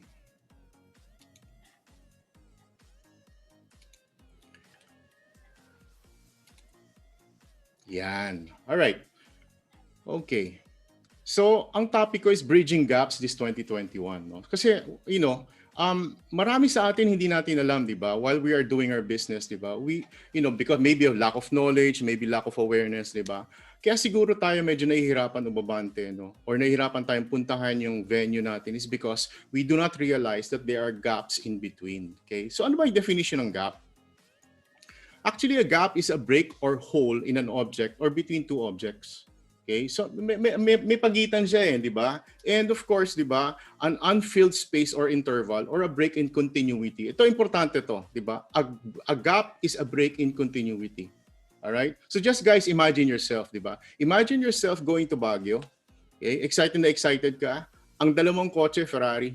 Napakabilis. It can bring you to Baguio maybe in 2.5 hours kung walang speed limit, all right? But before you come into, let's say, yung NLEX, di ba? May isang bridge doon sa along EDSA na sira. So there is a gap. Ang question dyan is, di ba, makakarating ka pa kaya sa Baguio? Okay? Kung may gap sa pinupuntahan mo. So it's gonna be difficult, di ba? So anong gagawin dapat natin? Okay? So dapat ang gawin natin actually is, okay, bridge the gaps. You will find it hard to get to your destination if there are gaps along the journey. Do you agree?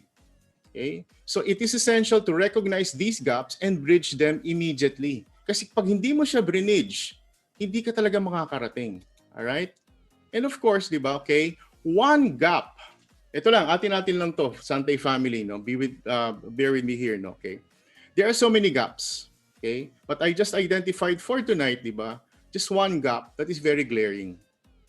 And ako, sa nakikita ko, ito yung malaking gap ko when I was starting actually. Okay? And that big gap that we need to address, that we need to bridge, di ba, is the gap in planning. Okay? So, plano. Okay? So, planning is the process of thinking about the activities required, di ba, to achieve a desired goal. Lahat tayo may goal. May goal ka, may goal ako, di ba, may goal ang company, may goal ang bansa, may goal ang buong mundo, di ba, big businessmen have goals, di ba? So, even yung simple mga tao, they have goals for their families, di ba? So, it is the first and foremost activity to achieve desired results. So, ano ibig sabihin yan, di ba? First and foremost, yan ang unang-unang activity. Na pag yan wala, di ba, it's gonna be difficult for you to achieve your desired results. It involves, di ba, the creation and maintenance of a plan. Okay? So, that's planning. Okay? A plan is typically any diagram or list of steps with details of timing and resources used to achieve an objective. Okay, that's a plan. All right. People who fail to plan to fail. Palagi nyo naririnig yan. And yet, di ba, when we were, ako, Bing, di ba, Ian, no, and of course, the top business owners in Sante, di ba, sometimes, di ba, yung pinaka-basic planning, when you come to think of it, no, when you ask the team, when you ask your business partners, di ba, to do some planning, the question is, do you know how to plan? Meron ba kayong basic knowledge or basic system or process, di ba, on what the right planning is?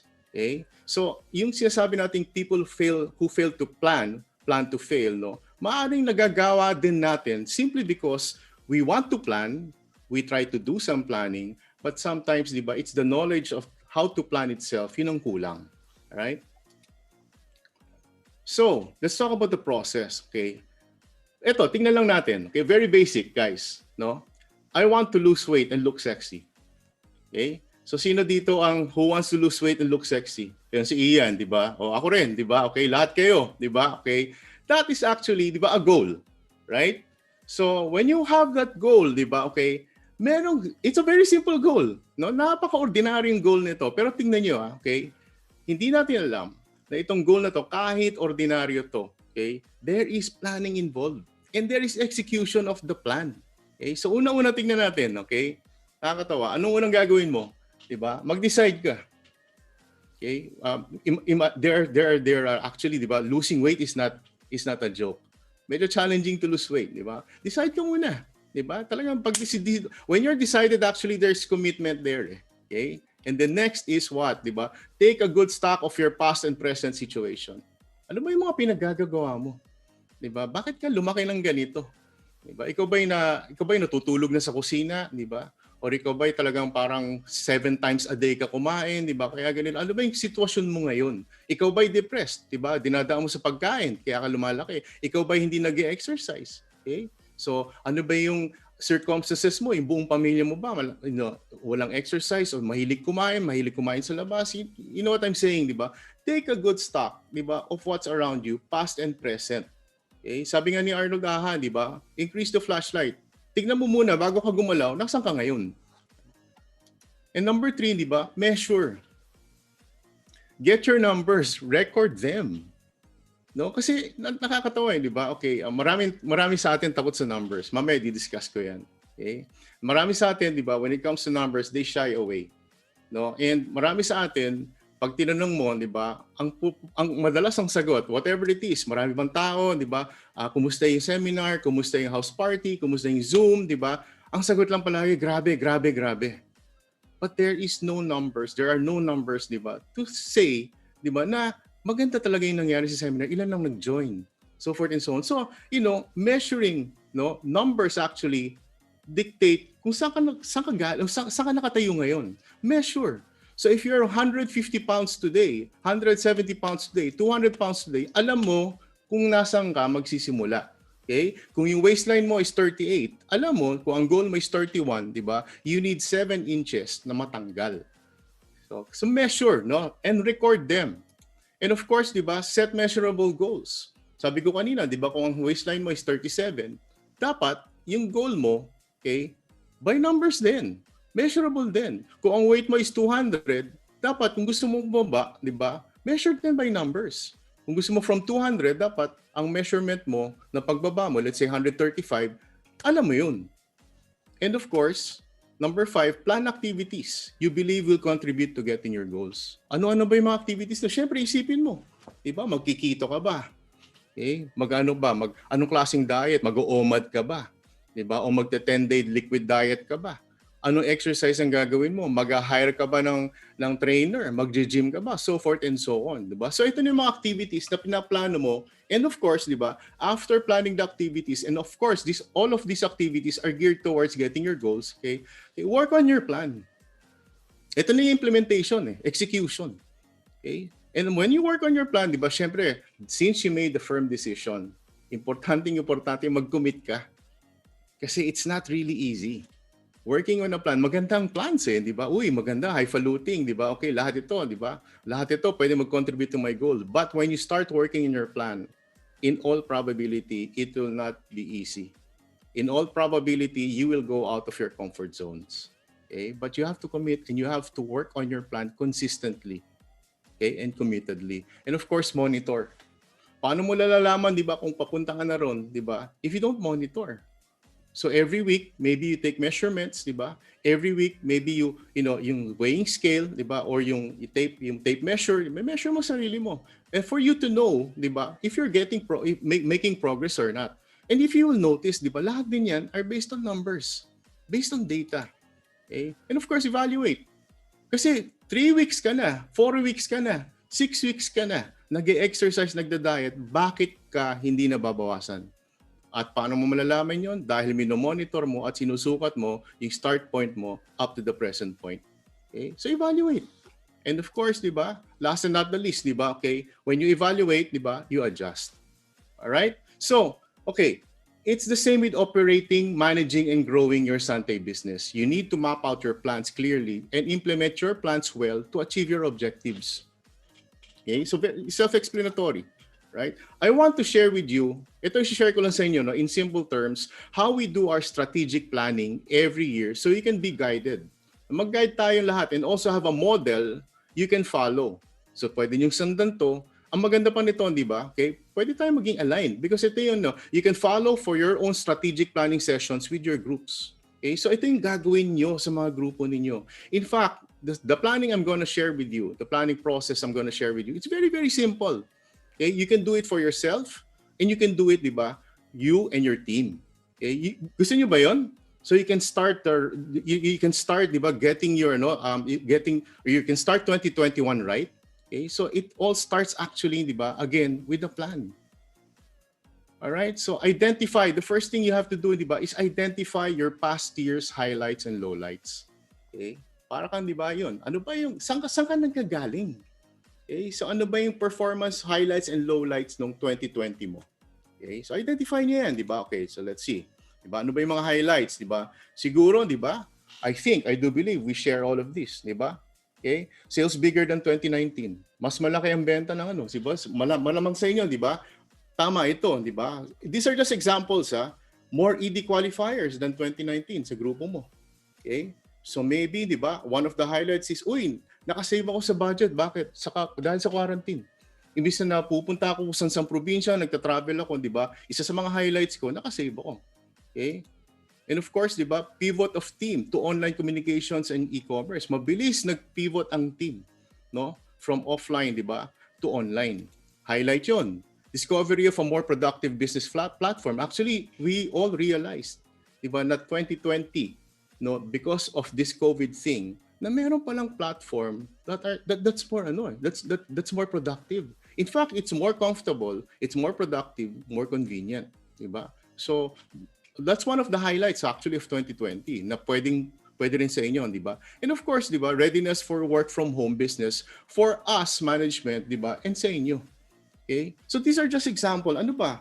Di ba? Ano ba nangyari sa inyo nung 2020? No, na highlights, no? You have to know this Okay? Because itong mga highlights na to pwede nyong i-maximize, no? At pwede nyong ulitin. And of course, di ba? We have the lowlights also. Ano ba yung mga bababang, yung mga medyong na-challenge tayo nung 2020? One of them could be, di ba? May limitation ng quarantine. That's one, di ba? Another is what?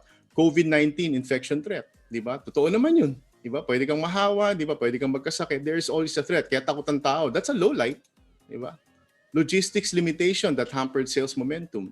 Remember the time, yung mga first few months natin, di ba? Medyo hirap. Kahit LBC, hirap. Di ba? Kahit yung mga Lala Move, kahit Grab, medyo hirap. Why? Because may logistics limitation and that is a low light. Okay? You have to realize, you have to be aware of this also. Di ba? Cancellation of major events. Ang pinoprofess pa naman natin sa Engage, di ba? Event to event to event to event. Nagkaroon ng cancellation ng mga major events because of social distancing and a lot of things, di ba? And of course, nagkaroon ng supply shortage. Why? Because hindi lang tayo apektado rito. Buong mundo apektado. Okay? And no home parties and one-on-one presentations. Guys, these are just examples, di ba? Of, identifying kung ano man yung personal mo na highlights for 2020, di ba? And lowlights for 2020. You have to list it down. Okay? Because kami rin, this is how we start. This is how we start our reports. Ano yung highlights sa department? Ano yung highlights sa Sante? Ano yung lowlights sa department? Ano yung lowlights sa Sante? Okay? And of course, after that, di ba? Evaluate your personal and group strengths and weakness. Okay? So ano ba? Like, ito example lang, di ba? Ano ba yung strength? Let's say this table is, let's say for your team, di ba? Ano ba yung strength ng grupo ko? No? So, evaluate mo. Solid and united.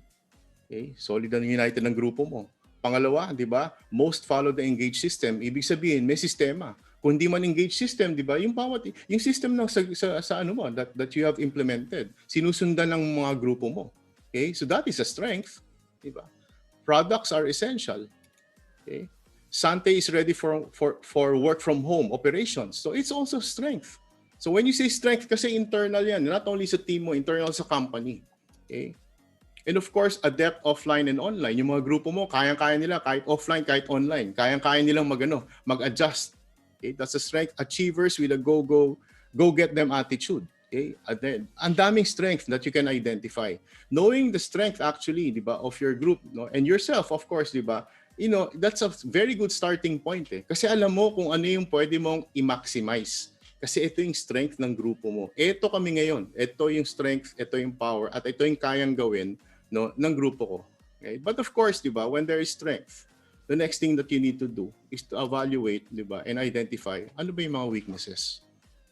Okay? So, maybe low energy, no? Yung mga grupong kahit anong gawin mo, 'di ba? Hindi ka excited, no? Hindi excited yung grupo mo kahit mino-motivate mo na. Kahit yung pinakamagaling ng mga motivational speakers na medyo mababa pa rin ang energy level nila. And pag mababang energy, normally ang activity rate mababa din. Okay? So, very very few serious leaders could be a weakness. Ano pa? Timid and afraid to forge ahead. No, medyo takot, medyo teka muna, 'di ba? Medyo mabagal, medyo lalambya-lambya ang grupo, no? Or it can even be you. Okay? Does not know the compensation plan. No, yung pinaka heart and soul, 'di ba, ng negosyo, hindi kabisado. Okay? Disunited. Okay? These are just examples, 'di ba, of weaknesses, 'di ba, that can be prevalent sa iyo or sa group mo. Okay? So, when you evaluate your strengths and weaknesses, nakikita mo ngayon, nababalance mo ngayon. Ano ba yung pwede mo i-maximize? Ano yung dapat i-improve ng grupo mo? Okay? And you will notice, di ba, you really have to sit down. Sit down and do this. No? Because you have to listen down, you have to think, di ba? And you have to really think per leader. Okay?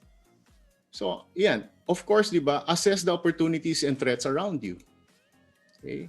So ano-ano ba yung mga opportunities? Ito yung mga nasa labas. Ito yung hindi nasa Sante. Ito yung hindi nasa team nyo, di ba? Hindi nasa sayo, di ba? Okay, ito yung mga nasa labas na, can affect you, no? So there are opportunities out there na malalaman mo because you sat down, di ba?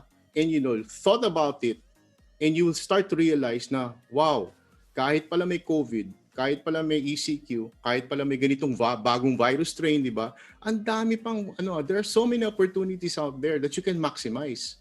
Simply because, di ba, nagkaroon ka ng guide, di ba, na dapat pala may awareness ka sa opportunities that are around you, no? So, one opportunity that I can give as an example, di ba, affordable and efficient third-party delivery system. A lot of us take it for granted. Okay? Lala Move, Grab. Kung wala yung mga yan, hirap tayo ngayon. But the opportunity is there because they're available, di ba? Many apps that can support your business like Zoom. Okay? So, can you imagine, di ba? Palagi kong sinasabi to, if this happened to us 10 years ago, how can we survive? No? But right now, di ba, yung mga apps are available. They're here. No? So, maraming apps na hindi pa natin na-discover that can make your business, di ba, more efficient. That can make your life easier. Marami pa yan, no? So we are aware, because we think about and have opened our eyes and minds, diba, to these opportunities around us. Okay?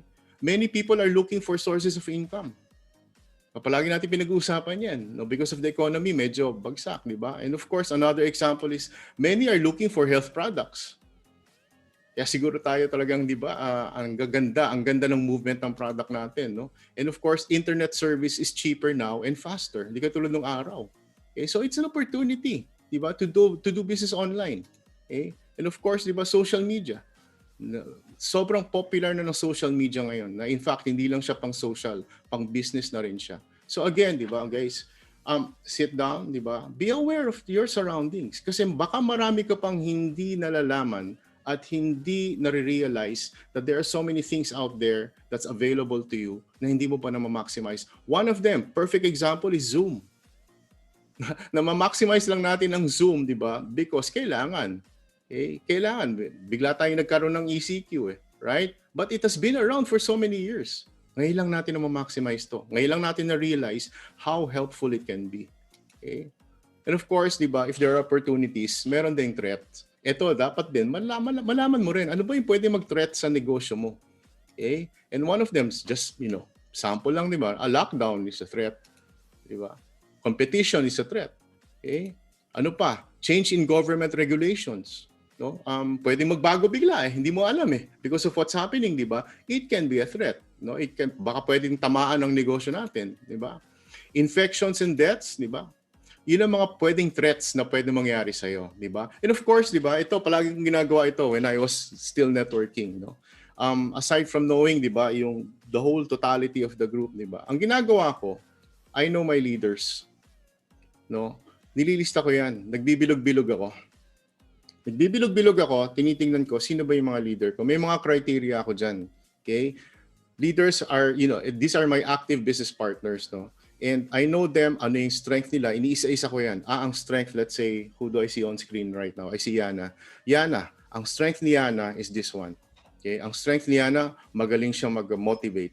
Okay? Ang weakness ni Yana, maybe, di ba?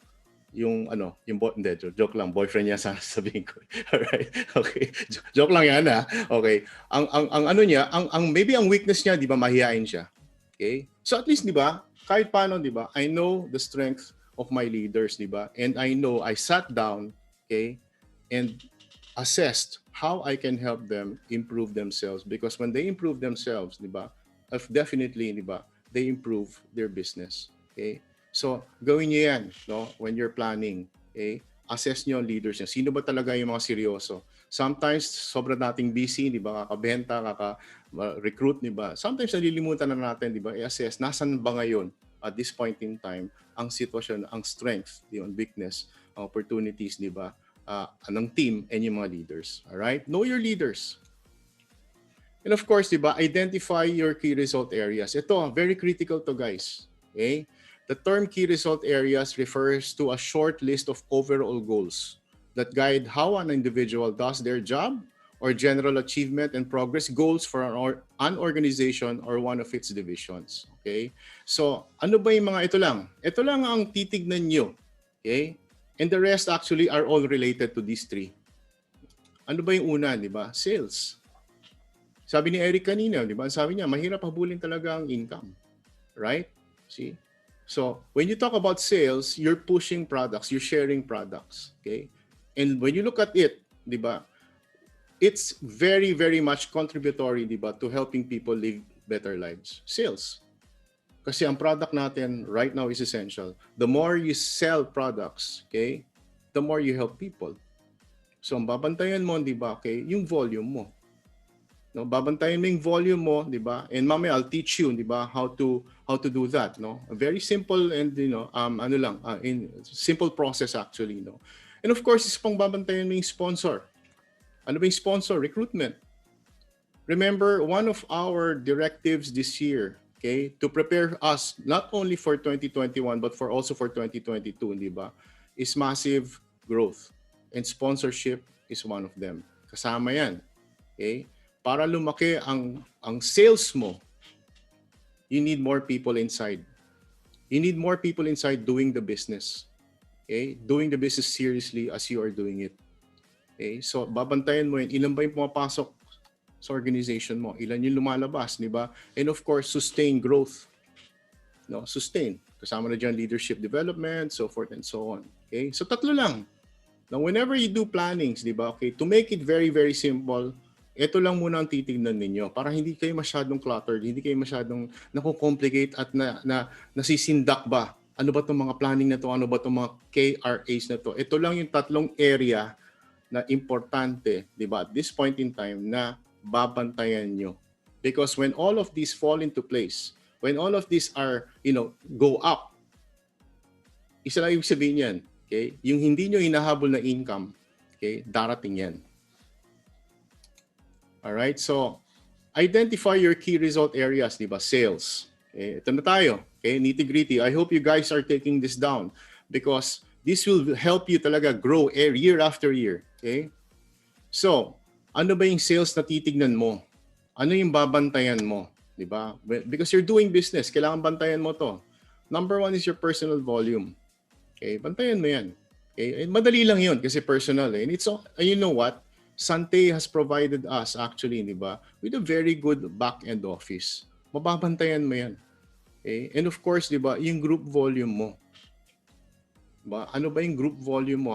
Gaano ba kalaki? Lumalaki ba? Lumiliit ba? Di ba? And how do you measure that? Di ba? Through a period. Tinitignan mo yan araw-araw. Di ba? Like, when you lose weight. When you're trying to lose weight, di ba monitor mo yan daily? Kung pwede nga, di ba? Okay, twice a day ka tumayo dun sa weighing scale. Tinitignan mo kung bumababa eh. Right? But you can also do that monthly and you can also do that annual. Actually, ang ginagawa namin, no, we set a goal annually. Okay, ano ba yung goal namin sa management, di ba? We set it annually and then we work backwards.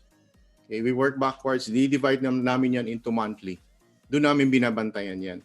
Okay? And in any situation, actually in every company, in your businesses, hindi naman lahat yan, di ba? Pag ganun hindi naman lahat yan consistent eh. May ups and downs yan every month. Mamaya explain ko sa inyo yan how to deal with them. Alright? So, may period yan kung kailan nyo binabantayan yung volume ninyo, yung sales ninyo, di ba? And of course, di ba, ang measurement yan, di ba, natitignan nyo are barley points, no, or the money value. Okay, when I say money value, pwedeng peso, di ba, pwedeng dollar. Alright? So, you have to be aware. Di ba palagi kung, whenever I talk to leaders, di ba, you have to think, sabi ko nga, di ba, you have to think like, like a businessman, di ba?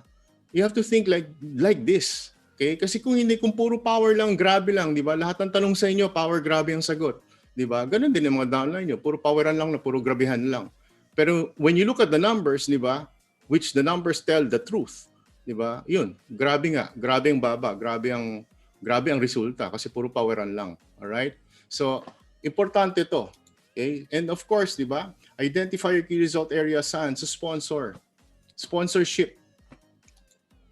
Okay? Ano yung sources, di ba? Of course, you have your warm list.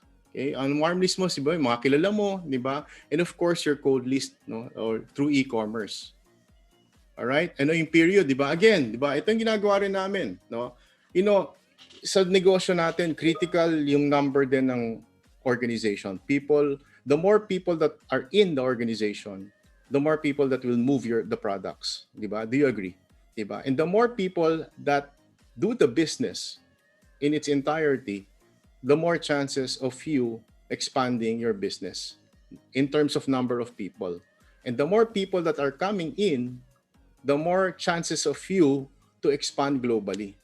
I'm sure na-experience niyo na yan, di ba? Right now, di ba? There are groups right now na hindi pa nakakarating sa bansa, pero kumikita na doon. Why? Because of the sponsorship aspect, di ba, of our business. The leverage business. Leverage will not happen, di ba? Unless, di ba, you have a good number of people inside doing it seriously. Okay? So, binabantayan mo yun. Ilan ba yung pumapasok sa organization mo every month? Okay? Again, di ba? Maybe you have a goal annually. Ito, kailangan sa 2021, di ba? Ito yung goal ko. Ito yung mga taong papasok, di ba, sa organization ko. No, so these are serious people. No, hindi lang ito yung mga customer na nag-member, di ba? Ang bibilangin mo diyan, of course they count. They count. But ang bibilangin mo diyan, di ba, is yung serious, di ba? And of course, di ba, hihimay-himayin mo yan into monthly goals, no. And of course, the measurement, di ba? Maybe kami, kung minsan binabantayan namin, di ba? Ano ba yung mga benta? Starter. Kasi you have to know that. Sa organization mo, ano ba? Saan ba nakafocus? Tingin mo based on trend, di ba? Saan ba nakafocus yan? Sa starter? Sa builder, diba? And of course, diba, you have to also, diba, have goals. Ilan ba ang gusto mong franchisee? Kahit paano, diba? Ilan ba ang franchisee na gusto mong ma-accomplish by the end of the year? And you have to have the branch operators, diba? You can also have goals. Ilan ba ang branch operators na pwedeng pumasok sa organization ko this year? Okay, so yun ang binabantayan mo, no? And of course, diba, okay, sustain the growth, no? Sustain leadership development. Ano yung babantayan mo rito sa organization mo, di ba? Ito, ilan bang naka-auto-ship sa grupo mo? Kung di mo alam yan, syempre, di ba, right now, maaaring hindi nyo minomonitor yan. Pero importanteng malaman ninyo, di ba, na ilan ang naka-auto-ship sa grupo ninyo, no? And ang ano nito, di ba, naka-auto-ship siya, di ba? Okay, dapat every year, lumalaki ang number na naka-auto-ship sa inyo. If this year you started with AutoShip enrolled of 1,000 people under you, enrolled sa AutoShip, dapat ang goal mo, di ba, maybe 100%, 150%, or even 50%, di ba? Na at the end of the year, dapat yung organization ko, 2,000 na ang naka-auto ship enrolled. See? So you make programs there kung paano 'yon, di ba? Okay, so auto ship, okay? Period, di ba? Pwede siyang monthly, okay? Pwedeng annual, so auto ship. And of course, di ba, yung measurement dito, di ba, barley points, money value. Sa pin-rank promotion naman, no? Ano yung pin-rank promotion? Dapat tinitignan nyo rin, di ba? Umaangat ba yung organization ko? Okay, umaangat ba yung mga leaders ko under me? Ilan ang diamonds ko? Okay, dapat, di ba, okay, binabantayan yan monthly and annual. May annual goal ka, no? Sa ED. May annual goal ka sa gold, platinum, and diamond. Okay? And binabantayan mo yung progress niyan monthly. Okay, i-divide mo yan into several months, di ba? And then, yun ang mag-guide sa'yo if you are delayed or not. Kasi ang pin-rank promotion, di ba? Okay, that's very important. It indicates actually, di ba, how many leaders are you developing? It indicates also, di ba, is your group growing? Okay, kasi walang pin-rank promotion, isa lang ibig sabihin yan, you're stagnating. Right? So, incentive qualifiers, ito, marami na gumagawa sa inyo to because ginol set nyo na to. Nung nakatikim kayo ng mga travel, nakatikim kayo ng mga cars, nakatikim kayo ng mga gadgets, di ba? Isa lang ang pumapasok sa isip nyo, which I'm very, very happy. Ang pumapasok sa isip nyo, downline ko, yung mga business partners ko, dapat kasama ko na dito next year. So that's part of it. Okay? And normally, annual ang measurement yan. Okay? So maybe if you're a leader of your group, diba? Right now, ang sumama sa'yo sa global travel o sa regional travel is 10, mag-goal ka ngayon. Okay? You talk to your leaders. No, talk to your leaders before planning. Okay? Seryoso ka bang to get the travel incentive? Okay? So, 20 said yes. So, aside from the 10, di ba, may 20 kang gusto talagang makahabol, may 30 ka na. So, ang goal mo for incentive qualifiers on an annual, di ba, is what? Di ba? 30. So, kung ngayon naka-10 ka, at the end of 2021, dapat 30 na ang nag-qualify sa'yo. Do I have enough more time? How many minutes do I have, guys? 4 minutes, sir. Okay. Bilisan ko na lang. Alright? So, okay.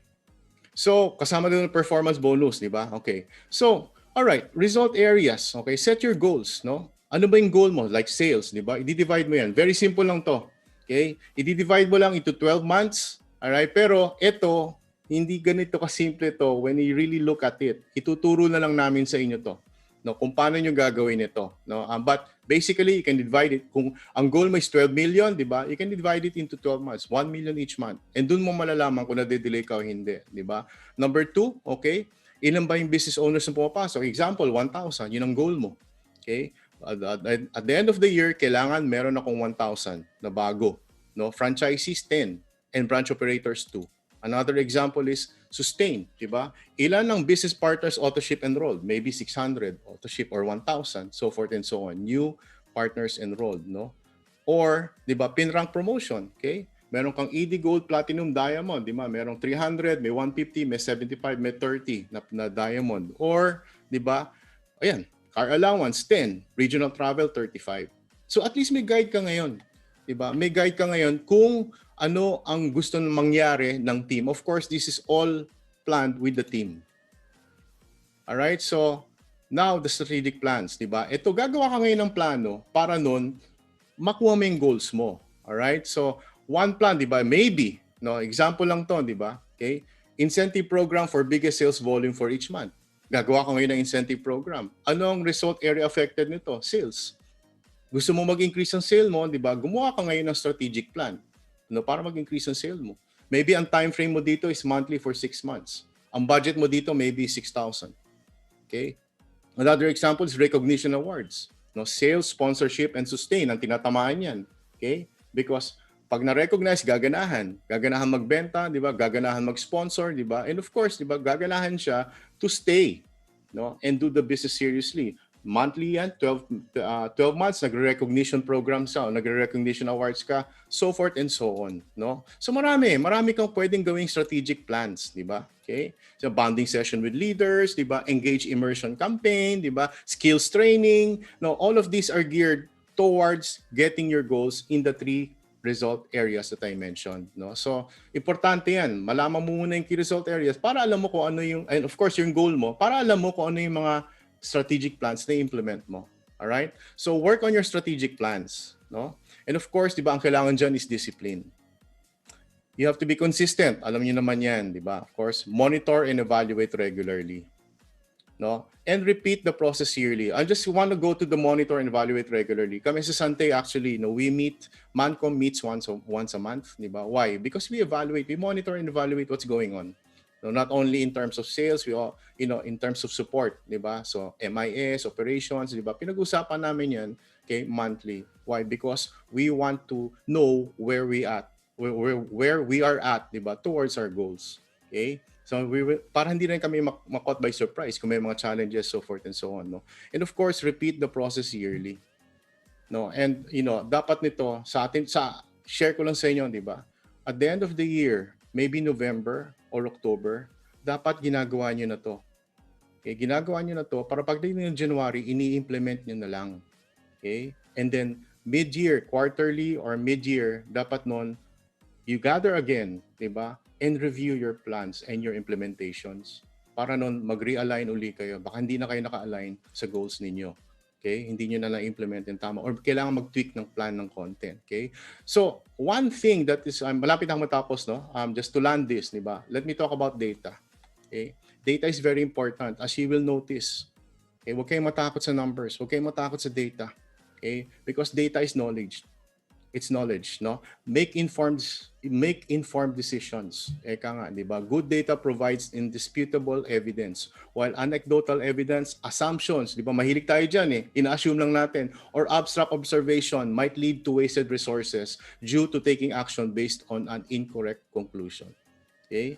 Importanteng data to guide you. You have to know where you are right now for you to know where to go. And data, okay, will provide that. Okay? And of course, diba, get the results you want. Paano mo malalaman nga? Sabi ko nga kanina, diba? How can you know where you want to go kung ngayon hindi mo alam kung nasaan ka? Hindi mo alam ang volume mo, hindi mo alam ang strength ng grupo mo, hindi mo alam ang numbers ng grupo mo, hindi mo alam ang pin ranks ng grupo mo, hindi mo alam ang leaders mo. How can you get to where you are? How can you know where you want to go? See? Know what you are doing well. So, data actually, malalaman mo yan sa data because of numbers. Ang lakas ng benta ng Sante Pure Barley. So malakas ka dun. You are doing well. Ay nako, 'di ba? Ang pumapasok na packages sa 10 lang every month. So you know that you're weak. Your team is weak in sponsorship. See? Numbers guide you, data guides you there. Okay? And of course, diba, keep track of it all. Like what I said, diba, okay? Yung team mo, malalaman mo ang progress niyan. If you're going up, if you're going down, if you're stagnant, it's because of data. It's because of numbers. Okay? And of course, diba, you stop the guessing game. Hindi ka nang huhula. Diba? This year, magkakaroon ako ng kotse. Paano? Diba? Ilan ang downlines mo? Ilan ang volume mo? Diba? Well, hindi mo alam. Tapos magkakaroon ko ng kotse. You don't even know, diba, where to start. So how can you start something, diba? Kung hindi mo alam ang data. Data will give you that. Okay? Hindi na tayo nanguhula, no? And of course, diba, to end, no? Our goals can only be reached through a vehicle of a plan. Planning is important, no? In which we must fervently believe and upon which we must vigorously act. There is no other route to success, according to Pablo Picasso. Walang ibang route.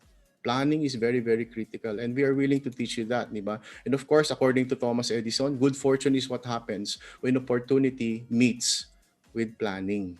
May magandang opportunity ka, di ba? Planuhin mo. Guys, I just shared one gap, no? Marami tayong gaps, di ba? We have to bridge many, many gaps, di ba? And we do it together. No, we do it together, di ba? We will teach you, di ba? We will help you. We will try to guide you along the way, no? Iisa lang naman ang journey natin eh. Lahat natin, di ba, gustong masenso. Lahat natin, di ba, gusto makatulong sa ibang tao. Lahat tayo, we want to get our dreams, no? And we have to identify the gaps that will hinder us, no, towards that. And one of the gaps there that I really see, di ba, is the planning gap. Okay, that's why we discussed this. But this is not the end. We will be discussing a lot of gaps, di ba, along the way. And we will be helping you bridge the gaps para na makarating kayo sa mga goals nyo the fastest, the soonest time possible. No, guys, I hope I was able to help you. No, I hope my sharing here, di ba, of something that's very, very simple, that's very basic, di ba, but very, very important, di ba, will be able to, you will be able to plan well, no, and when you plan well, almost automatically, execution will follow and results will follow. All right. So thank you guys. 2021 is another year. We're all excited. We thrive as one in 2021. Thank you, and God bless all of you. Oh, thank you very much, Sir Paul Kaluwag. Indeed, we will thrive as one in 2021, but more importantly is we plan really to succeed and thrive as one. Again, thank you very much. Palakpakan po natin, Sir Paul Kaluwag. Ma'am Bing, your takeaways. Thank you, Sir Paul. It always begin with the plan talaga, no? It's lahat ng sinabi ni Sir Paul, that's very, very true, okay? Kasi nung nag-network din ako before, I meet my generals, di ba? Lahat ng mga managers, lahat na to, at the end of the year, okay? So dapat talaga, tapos yung bubble chart, so alam natin kung saan nasa na yung mga group natin, ano? So we really have to plan. That's very, very true. Thank you, Sir Paul, for your, again, golden nuggets of wisdom na shinare natin. I know ang ganda ng mga chat, ang ganda ng mga response natin sa chat room, ano? And we are very grateful. Thank you, Sir Paul, for that. So maganda iyan yung sinabi na yung last, no? Good fortune is what happens when an opportunity meets with planning. Okay? So Thomas Edison. Okay? So dapat talaga planning. Importante in everything and anything that we do, planning.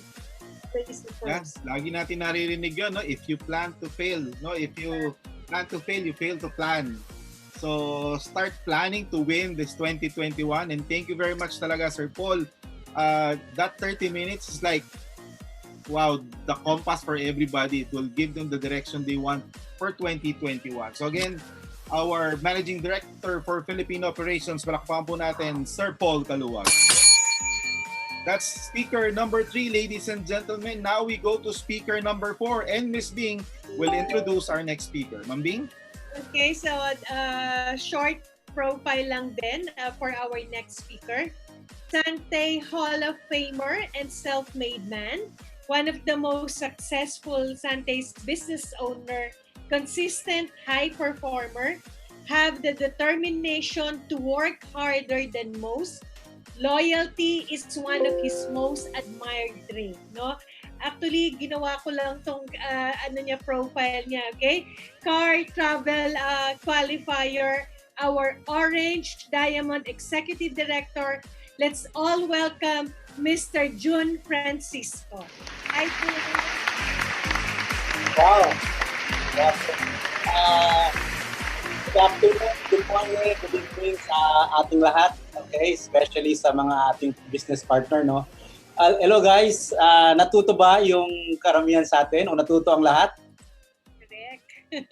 Ang galing. So, sa totoo lang, no, habang nakikinig ako po sa first speaker hanggang sa pangatlong speakers, talagang na-amaze ako at sabi ko ano pa bang pwede kong idagdag dito.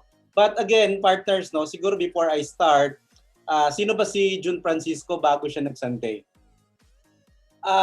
Wait. Gusto ko kayo makita lahat eh. Okay, bago siya nagsante. So, galing ako sa isang pamilya guys kung saan walang dream sa loob ng bahay namin. Meron siguro, pero namatay ang tatay ko, hindi ko siya na heart-to-heart talk. Hindi ko siya natanong kung meron siyang pangarap sa amin. Buhay pa ang nanay ko, tinanong ko rin, hindi rin ako masagot. So doon ako galing sa pamilyang yon. And hindi rin ako in-encourage partners na mag-aral. 'Di ba? Lahat ng drama ng parents natin 'di ba? Lagi sasabihin, "Anak, hindi ako nakapagtapos ng pag-aaral. Ayokong tumulad kayo sa amin. Igagapang ko pag-aaral niyo, makatapos lang kayo." So gustong-gusto ko yung drama na yun eh. Kaya lang walang ganun sa loob ng bahay namin. Kaya ako, mga kaibigan, ay hindi nakapagtapos ng pag-aaral. Isa akong first year high school graduate. Tinapos ko kasi yung first year ko kaya nag-graduate ako. Saan ba dito sa Pilipinas ang isang first year para makalaban sa buhay at manalo? Alam naman natin, pag corporate world ang pinag-uusapan, unang hahanapin ka agad sa diploma. At minsan hindi lang diploma ang hinahanap, tinatanong saan ka nakatapos. Imagine mo ako'y nakatapos ng elementary po sa isang mababang paaralan ng lumang bayan. Mababa na, luma pa. So parang ang hirap lumaban kung tutuusin. But because of this business, no, I do Santé Business for more than 11 years. And salamat sa Sante. Bakit? Yung tatay po na hindi nakapagtapos ng pag-aaral ay nakapagpatapos po ng 4 na college na hindi naman ako nag-abroad. At salamat din po sa Sante dahil kami po, ako at ang akin pong wife ay nakapagbakasyon po sa iba't ibang bansa, sa Asia, sa Europe at sa Amerika for free. Imagine niyo po, isang squatter boy, isang first year high school, hindi mayaman ng pamilya, pero ganun po ang naging experience. At salamat Sante dahil 11 years ago po ako po ay jobless. Walang trabaho pero never ko pong naging problema na ang pera. But most of all, thank God for Sante. Kasi kung wala si Lord, wala naman si Sante. Sa totoo lang. So, yan po si June Francisco mga kaibigan. So, ang hirap sa background ko po mga kaibigan para lumaban. Dahil ako naniniwala ako kasi sa totoo lang, para ka manalo sa buhay, kailangan meron kang baon-baon na pangaral galing sa parents mo eh. Di ba? Meron ka dapat babaunin eh. Kaso ang problema, parang kabuti lang eh. Ipinanganak, parang umusbong lang po. Parang ganun. Sa totoo lang, may pangarap sila, kaya lang hindi nila kunento sa amin. Alam mo, ngayon ko naintindihan. Hindi ko na sila sinisisi ngayon. Dahil ganun din pala sila pinalaki ng parents nila. Ngayon partner, kung ganyan ang pamilya mo, kung ganyan kagaling, okay lang yon. Sabi nga, di ba, meron ngang nagsabi, di ba, hindi mo kasalanang ipinanganak ang mahirap. Di ba? Kasalanan niya ng tatay at nanay mo. Sabi nung kausap ko, sir, kasama ko yung tatay at nanay ko. Sabi ko, ay hindi yan kasalanan ng tatay at nanay mo. Kasalanan niyang lolo at lola mo. Ay sir, kasama ko rin po. Ay hindi yan kasalanan ng lolo at lolo mo. Kasalanan niya ng mga ninuno mo. In short, partner, hindi mo kasalanan ipinanganak ang mahirap, pero pag namatay tayong mahirap, kasalanan na natin yun. Dahil tinambakan na tayo ng opportunity. Tinambakan na tayo, binigyan na tayo ni Lord ng mga taong tutulong sa atin para umangat ang buhay natin. But again, tayo pa rin. Di ba? Bakit? Pinipili pa rin natin yung buhay nung nakalipas. Partner, dyan po galing si June Francisco. Dyan ako galing. Ang lugar namin po sa Pasig, puro 4 baryo saksakan. Kami po ang ugali namin nung araw, tatambay po kami ng alas 6 ng gabi at sasabihin namin sa mga kaibigan, ang unang dumaang nakapula, sasaksakin. Ganun po kagulo yung akin pong pinanggalingan. But again, thank God. Bakit po? Pinadalhan niya po ako ng mga taong tumulong sa akin para umasenso at umangat sa buhay. Now, partner, may topic for today or for tonight na binigay po sa aking topic po. Sa totoo lang, wala na dapat akong idadagdag sa dami na po ng ang gagaling ng speakers natin kanina eh. Gusto ko lang sanang makinig eh. But itong topic ngayon, napaka-importante po dahil ito po yung main ingredients natin para manalo sa buhay. Ito po yun. Passion and purpose. Sa totoo lang po, pinaka-importante kung meron kang dapat alamin about discipline, about focus, kung wala po kayong passion and purpose, maniwala ka, nakakapagod. Nakakapagod. What is passion? According to guli-guli. Google. According to Google. Sabi ni Google, passion po ito yung gusto mo, yung love mong gawin kahit walang money involved. Kahit walang money involved. Sabi nga ng Google, 'di ba? A strong love. Ika nga. Yan yung passion. Now, what is purpose? Ang purpose po depende kung bagay man o tao. Kaya nga po, kung bagay yan, meron po yung dapat paggamitan. Tama? Kaya nga meron niyang manual eh. Meron niyang book, meron niyang manual, ibibigay sa'yo. Itong purpose niyan. Hindi mo pwedeng ipanluto ang washing machine. Kasi hindi yun ang purpose niyan. Ang purpose nun panlaba. Pero kaibigan, ang purpose ng tao po ay isa lang. Is to serve others. Is to serve others. Yan po ang purpose ng tao. Ngayon kaibigan, sa simpleng explanation po ng passion and purpose, passion po para sa sarili natin, for ourselves, to be happy. Ang purpose po is to others, for others to serve. Pag kinumbay niyo po yung passion ninyo and yung passion ninyo and to serve others, naku maniwala ka, lahat magagawa mo. Ngayon, sasabihin mo, up or Sir June or mentor, paano yan? Hindi ko passion ang pagtutok. Hindi yan totoo. Sa totoo lang. Kaya hindi mo siya passion kasi sa totoo lang, mga kaibigan, parang feeling mo kasi ginagawa mo siya for your own. Dapat gawin mo for others. Imagine mo, pag nag-present ka, you've done your homework ba? Binigyan mo ba ng tamang information? Ikaw ba ang unang natututo every time na nagkakanta ka ng presentation? Now, kaibigan, if we serve others with passion and purpose, ang blessing po, balance. Balance po. Talagang magugulat ka, kaliwat kanan ang blessings dadagsain ka. If genuine yung passion mo at yung purpose mo. Again, sabi natin, ano ba yung purpose? Ang purpose para sa sarili mo yun. You to become happy. Yung mahal na mahal mong gawin. Paano mo nga naman pala mamahalin ng isang business katulad ng Sante o ang networking o ang direct selling kung hindi mo to alam? Paano mo to mamahalin kung hindi mo siya kilala? Kailangan mo siyang kilalanin. Kailangan malaman mo, legit ba to? 'Di ba? Wala ba tayong niloloko dito? Kasi kung legit ito at genuine tong ginagawa mo, kaibigan, ang sarap mamahalin at mamahalin mo talaga to. Parang ako, hindi mo kami masisi na talagang vocal kami. Imagine mo, isang first year high school, 'di ba? Makapag-travel sa more than 50 international bansa, trip. Tapos makapag-drive ng kotse ng libre, kumita ng 6-digit income every month na wala namang diploma. Kaya sabi ko ni Sir Eric, di ba, kahit na ulitin pa natin ulit, kaya kong gawin. Kasi bakit? Mata sa mata. I know my passion, I know my purpose. Kaibigan, alamin mo. Di ba? Hindi ito yung hindi ito pagalingan. Di ba? Sabi nga dito, the abundance of your heart, the mouth speak. Di ba? Yung anong laman ng puso mo, kung ang puso mo ay pagtulong, talagang lalabas yung salitang pagtulong. Di ba? Nangangarap tayo. Okay? Now, ito pa ang bonus. As we serve others, you heal. Gulat ka eh. Di ba? Bakit gagaling? Meron tayong sakit na wala tong kagalingan sa totoo lang. At ang nakakapagpagaling lang nito, partner, is yung pagtulong sa iba. Meron pong isang study po, isang cancer institute sa Amerika, na ang sabi nung araw, tinanggal nila ang prayer sa school, sa hospital. Binalik nila. Ang sabi nung doktor, forget your illness. Ang gawin mo, humanap ka ng taong tutulungan na katulad mo ng sakit. Sa kanya mo ibaling yun. Alam mo yung ginawa niya yun? Siya ang unang gumaling. Kaya nga as we serve others, we heal. Now, bibilisan ko, partner, ha? As Wonder Woman said, fight for others. Bakit fight for others? Isang clip, nagulat ako biglaan lang, sabi ni Wonder Woman, fight for others. Kasi yung iba walang kakayanang lumaban. Ikaw may kakayanan ka na, so fight for others. Dahil hindi sila makalaban. Bible said, live for others. And pangbalanse po, from the book, The Second Mountain by David Brooks. Okay? Second Mountain. Anong sabi niya doon?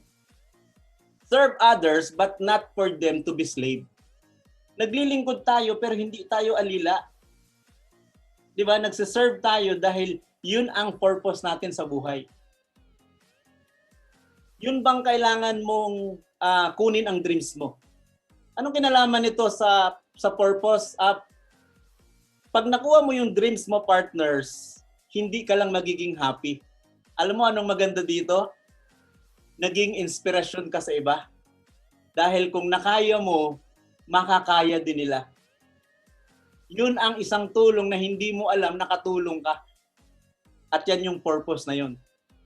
Yung malaking tulong na, alam mo yun, na naka-impluensya ka ng iba at magpapasalamat sila sa iyo without your knowing. Ano bang nagawa ko sa iyo?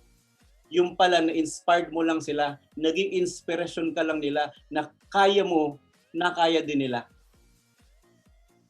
Ang sarap ng feelings, lalo na. Ang sarap ng feelings pag nag-thank you sila sa iyo. At lalo mong magagawa ang passion mo with purpose. Now, passion and purpose, pinaka-importante sa lahat ng bagay. Na totoo lang, kung ihimayin mo. Kasi kahit anong galing mo, kung wala kang passion at wala kang purpose, everything is meaningless. Pero hindi ka man magaling, kaibigan, mahiyain ka man, pero genuine yung heart mo, Maniwala ka, lumalakad ka katulad ni Mahatma Gandhi, hindi nagsasalita pero maraming sumusunod. Kasi yung puso niya grabe. Imagine mo nasa trend siya, partner. Nalaglag yung sandals niya. Dali-dali niyang hinubad yung isa at tinapon niya. Sabi nung nakakita, ba't mo tinapon? Sabi niya, hindi, nawala na yung isa eh. Sayang naman, isa lang mapulot niya. Sana dalawa para pair. Sabi, no? So, hindi mo mako-question si Mahatma Gandhi. Anong sabi niya? I love Jesus Christ, but I don't love Christian. Bakit? Minsan, may mga may Diyos, hindi nagiging maka-Diyos. Okay, so I don't want to be sound religious, partner, but hindi pwedeng humiwalay kasi. Okay, so now, ito yung ito yung passion kung saan, alam mo yung hindi ka basta mapapagod. You deserved it. At kung mapagod ka man, mabilis kang makaka-recover. Dahil alam mo yung purpose mo sa buhay. Sa totoo lang. Minsan iiyak ka pero ang bilis mong makatayo. Kasi alam mo yung purpose mo sa buhay. What Mark Peranco said, what Mark Twain said, Mark Peranco, no? Mark Twain said, ano sabi niya? The two most important days in our lives are the day you are born and the day you find out why. Bakit ka pinanganak? Di ba, bakit? Anong reason? Di ba? So ano yung reason? To serve that purpose. Ano yung purpose na yan? Is to serve others. Sa buhay, meron tayong dalawang mountain. Sa totoo lang, whether you like it or not. Meron tayong dalawang mountain. That's why I start reading this book. Okay? The Second Mountain by David Brooks. Sa ayaw at sa gusto mo, hindi pa ito naisulat, alam mo na to. May dalawang bundok tayo nga akyatin. Ano yung first mountain na yan? Yung sarili natin. Yung career, family, and things. Pero kaibigan, ang dami nang nauna sa atin. Okay? Ang sabi nila, boring daw sa tuktok. Dahil wala silang kasama. Alam mo yung anong second mountain? Ito yung second mountain para sa ibang tao. Our moral responsibility to others. Our moral responsibility. Kaibigan, pag uwi natin kay Lord, tandaan mo, hindi ka lang niya i-welcome. Tatanungin niya yung mga tao sa paligid mo anong nangyari sa kanila. Sabihin mo, Lord, anong kinalaman ko doon? Sasabihin sa'yo, nasira ang buhay nila dahil sa'yo. Lord, wala akong ginawa sa kanila. Yun nga Alam mong tama, hindi mo ginawa. Yun ang mali mo. Hindi yung wala kang ginawa. If you serve your purpose, partner, whether you like it or not, after you succeed in life, bababa ka sa second mountain na yan. Dahil marami na pong nauna sa atin. Bumaba na sila. Umaakyat sila ulit, kasabay na yung ibang tao. Ngayon, kaibigan, ang pinaka-most precious time, ang pinaka-most precious or valuable is time. Tandaan mo yan. Sabi nga ni King Solomon, di ba? Everything is meaningless. Maniwala ka. Everything is meaningless. Ngayon, makakakaroon lang ng meaning yan if you serve your purpose dito sa mundong ibabaw. Isang biyahe lang tayo. Maniwala ka, walang balikan to. Sabi nga, di ba, ang pinakamahalagang commodities ay oras. Dahil ang oras pag lumipas, hindi na naibabalik. Ang pera pag nawala, naibabalik. Ang oras, lalo mga OFW, bumabawi sila. Bakit? Kasi nasayang yung oras na nawala sa pamilya nila. So guys, isang biyahe rin lang naman pala tayo, diretsoy na natin pag-akyat yung second mountain. Isabay na natin yung ibang tao na gusto natin isama dun sa tuktok ng tagumpay. Ngayon, paano mo gagawin? Get your dreams para ma-inspired mo sila. Kasi minsan ang tao, to see is to believe. So kunin mo yung dreams mo. Bakit? Pag nakuha mo yun, ma-inspired mo sila. At pag na-inspired mo sila, magiging follower mo sila. At pag naging follower mo sila, ano man ang sabihin mo, ano man ang kilos mo, susundin at susundin ka nila. Serve your purpose. Now, old saying, sabi nung matandang kasabihan, people don't care how much you know until they know how much you care.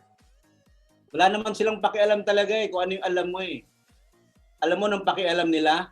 Sabi nila, wala silang pakialam kung ano yung alam mo, kung gaano kagaling. Alam mo anong mararamdaman nila? Yung pakialam nila, yung naramdaman nilang may totoo tayong concern sa kanila. Bakit mo bibentahan ng barley? Para kumita? Yes. But anong pinaka-purpose? Alam mong maganda ang product, dapat gusto mo silang maging healthy. Hindi para kumita. Dahil ang pera, according to Sir Eric, it's the byproduct lang. Tama? Ang pera, ang material things is a reward for a job well done. Kaibigan, people don't care how much you know until they know how much you care. Hindi mo kailangan maging magaling. Ang totoo lang, hindi mo kailangan maging magaling. Dahil ang galing 5-5 lang yan. Nasa National Bookstore, nasa Google, nasa YouTube. Pero kung wala kang passion, kung wala kang purpose at hindi maramdaman ng tao yung passion mo, yung purpose mo, maniwala ka, people will come and go. Darating, mawawala, darating, mawawala. Tandaan mo, kailangan maging impluwensya ka sa kanila. At hindi lang sa kanila, hanggang sa generation to generation. You will never go wrong when your purpose is to help people live better lives. Hindi ka magkakamali dyan, maniwala ka. Sa totoo lang, hindi ako tapos ng pag-aaral eh. First year high school ako eh. Ang background ko, squatters area eh. Di ba, walang pangarap sa bahay eh. Pero how come eto ngayon, isinabay nyo kila Sir Eric, isinabay nyo kila Sir Mike, isinabay nyo kila Sir Paul para makipagkwentuhan sa inyo. Sino ba si June Francisco?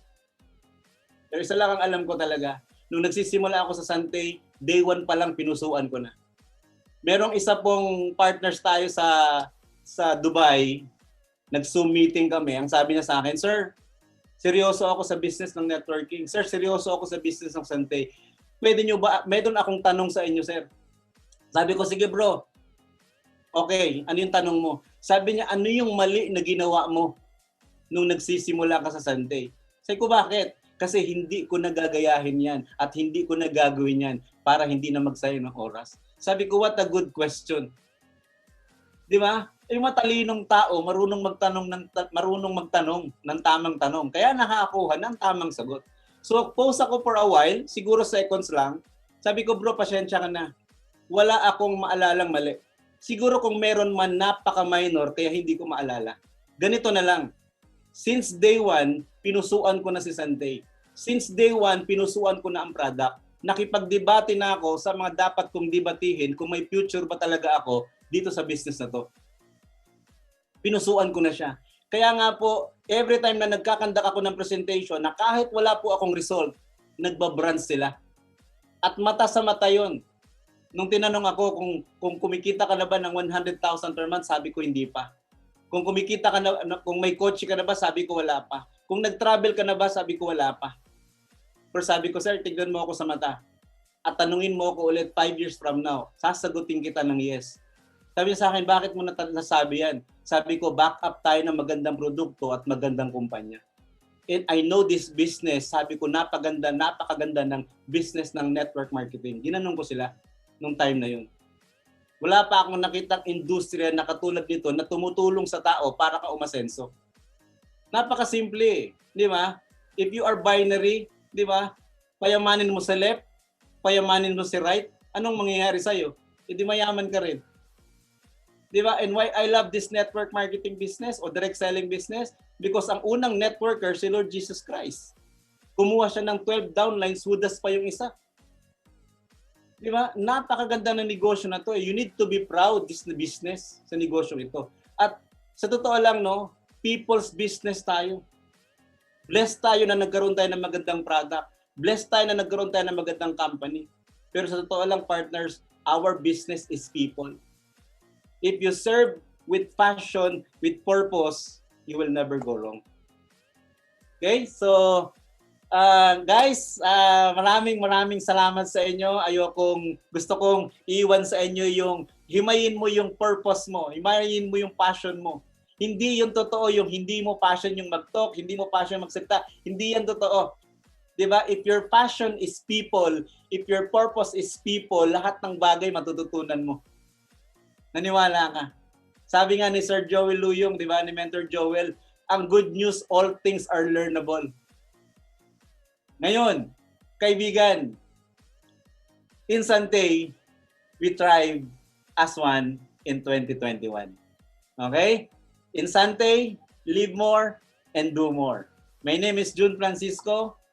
I'm on Driven and I'm on Grass. To God be all the glory. Thank you very much, guys. Maraming salamat sa inyo. Back to you, Sir Ian. Thank you. Thank you very much, Sir June Francisco. Indeed, pusuan mo lang talaga, no? If you work from the heart, you speak from the heart, and you all do this with passion and purpose, still from the heart, you can never go wrong. Well, thank you very much, Sir June Francisco, for a very inspiring 25 minutes. Ma'am Bing, grabe, fourth speaker, pero kumpletos recados, no? From the details to the data, to the planning, to the processes, and this time sa puso naman, no? Sa puso, passion, and purpose. Congratulations and thank you again, Mr. June Francisco.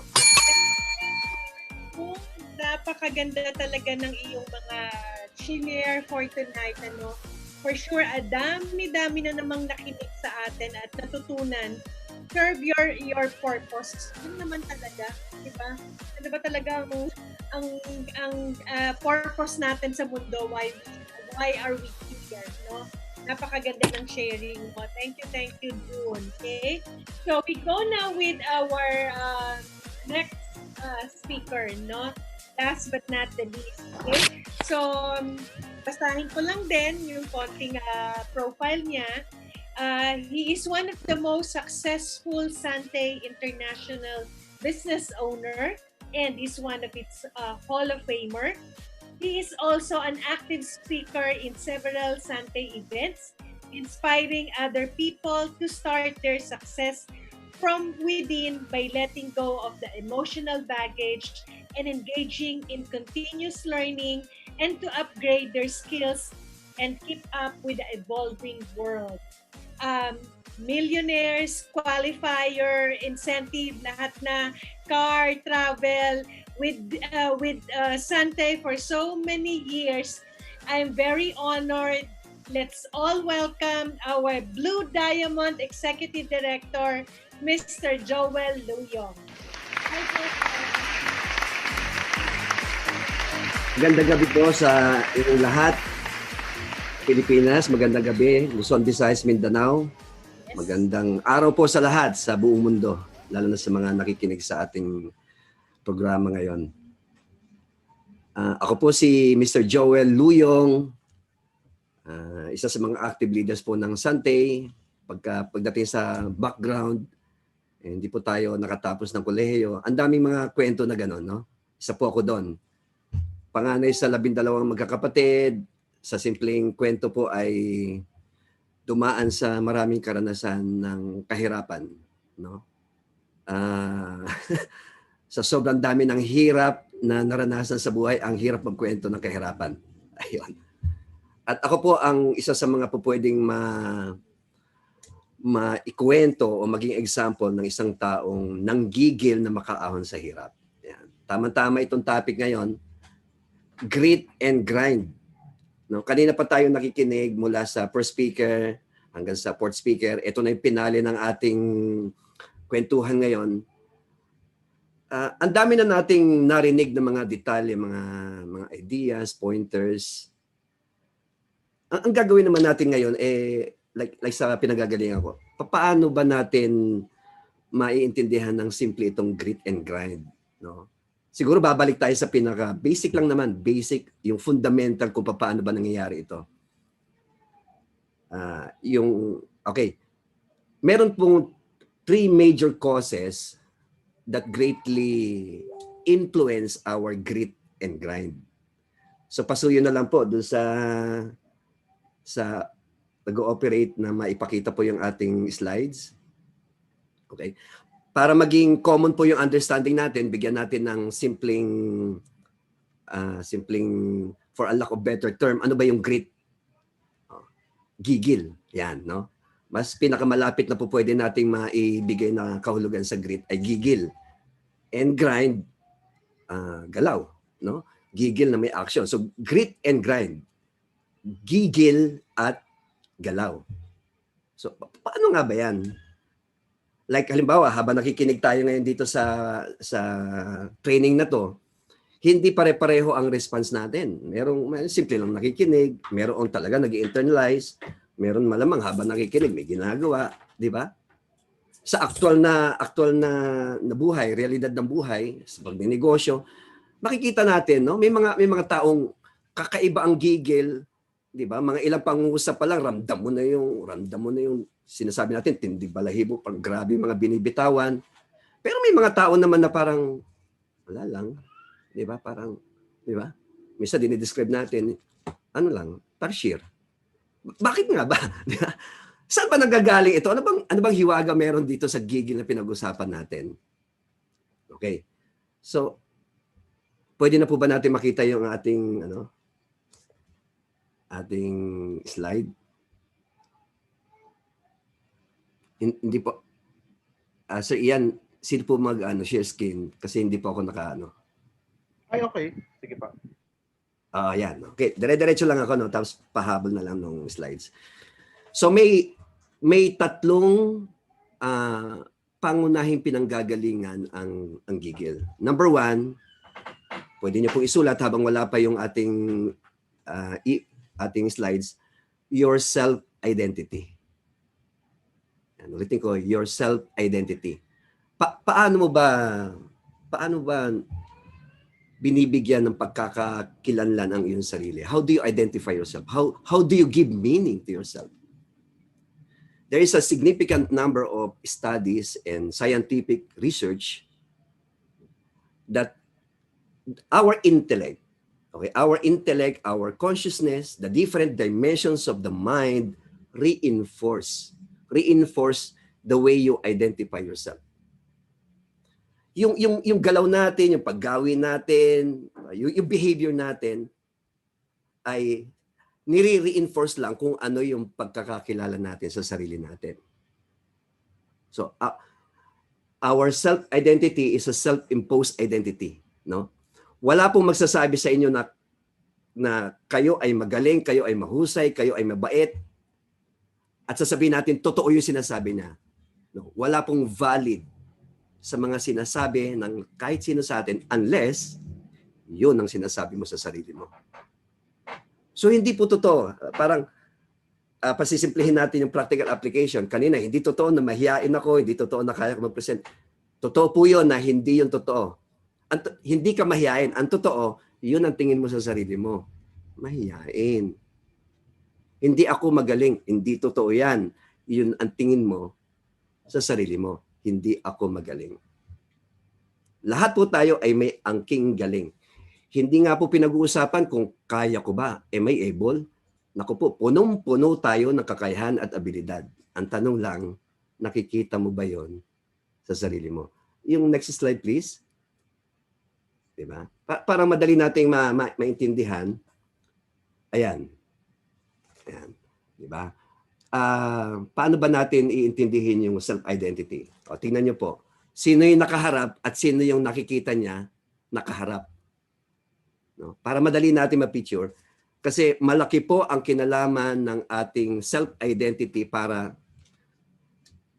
maging organic, maging natural yung gigil natin. No? Minsan narinig natin, mentor, how to be you? Pag nakakita tayo ng mga top achievers, na-encourage tayo, tapos parang, ang masimple maitatanong, how to be you? Hindi po natin kailangan maging katulad nila. Ang kailangan, makita natin ang sarili natin na maa-achieve natin kung ano gusto natin ma-achieve. You have to see yourself in that end result, in that perfect structure of what you want to achieve in your life. Diba? Naalala ko po nung ako'y nagsisimula dito sa Sante, 2007, 2008, 2009, nag-a-achieve po ako pero not on the top of the optimum result, no? Naku, maniwala kayo, tagapalakpak po ako. Meron din akong recognition pero tagapalakpak. Lalo na pagpaakyat na ng paakyat yung mga recognition, yung mga awards. At iba po ako pumalakpak. Talagang hindi ako kontento sa ganyan. Hindi. Diba? Yung talaga palakpak na malakas, tapos hindi ko pa nararamdaman na hindi sobrang lakas nung gigil ko, ika nga. Isinisigaw ko pa yan. Alam niyo ng mga members, ng mga nakakilala sa akin, lalo na nung operational pa ang ating iton, di ba? Yes! Woo! Ganun pa po ako niyan. Talagang, di ba? Bakit? Kasi po, hindi lang ako na-encourage, hindi lang ako na-motivate sa mga resulta nila. Nang gigigil ako. At sinasabi ko sa sarili ko, magiging top 1 din ako, magiging achiever din ako. And that's how I kept on saying to myself, nagiging inner talk ko siya, nagiging self-dialogue ko siya because that's how I see myself. And true enough, pagsampa ng 2010, ako po ang kauna-unahang nakakuha ng car incentive ni Sante. Brand new Montero. 2011, I became the top 1 earner of Sante. 2012, naulit. 2013, 2014, 2015, 5 years straight, consecutive. Ako po ang naging top 1 earner hanggang sa nagkaroon po ng concept ng Hall of Famer. Ngayon ay Sante Global Elite Member. Bakit po nangyari yan? Natsambahan na 5 beses.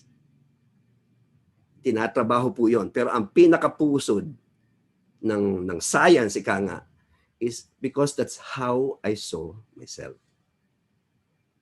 That's how I give meaning to my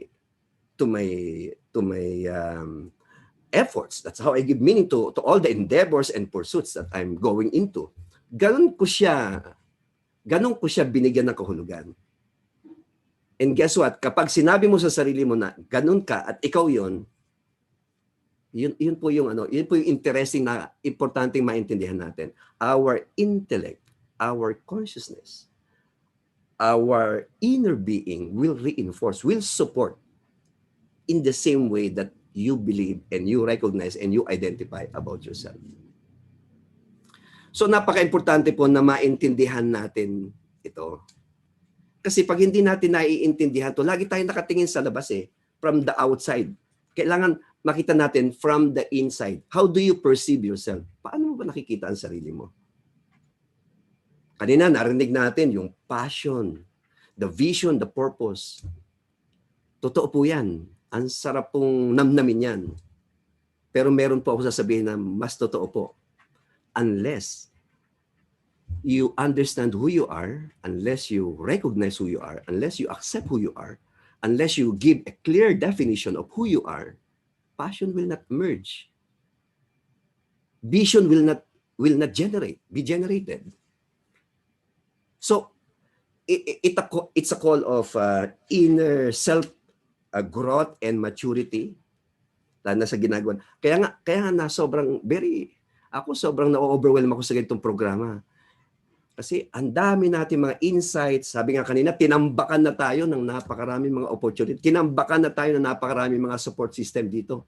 Milyon ang ginagastos si Sante para i-reinforce yung business natin. Pero ang tanong, nakita mo ba ang sarili mo na winner sa opportunity ito?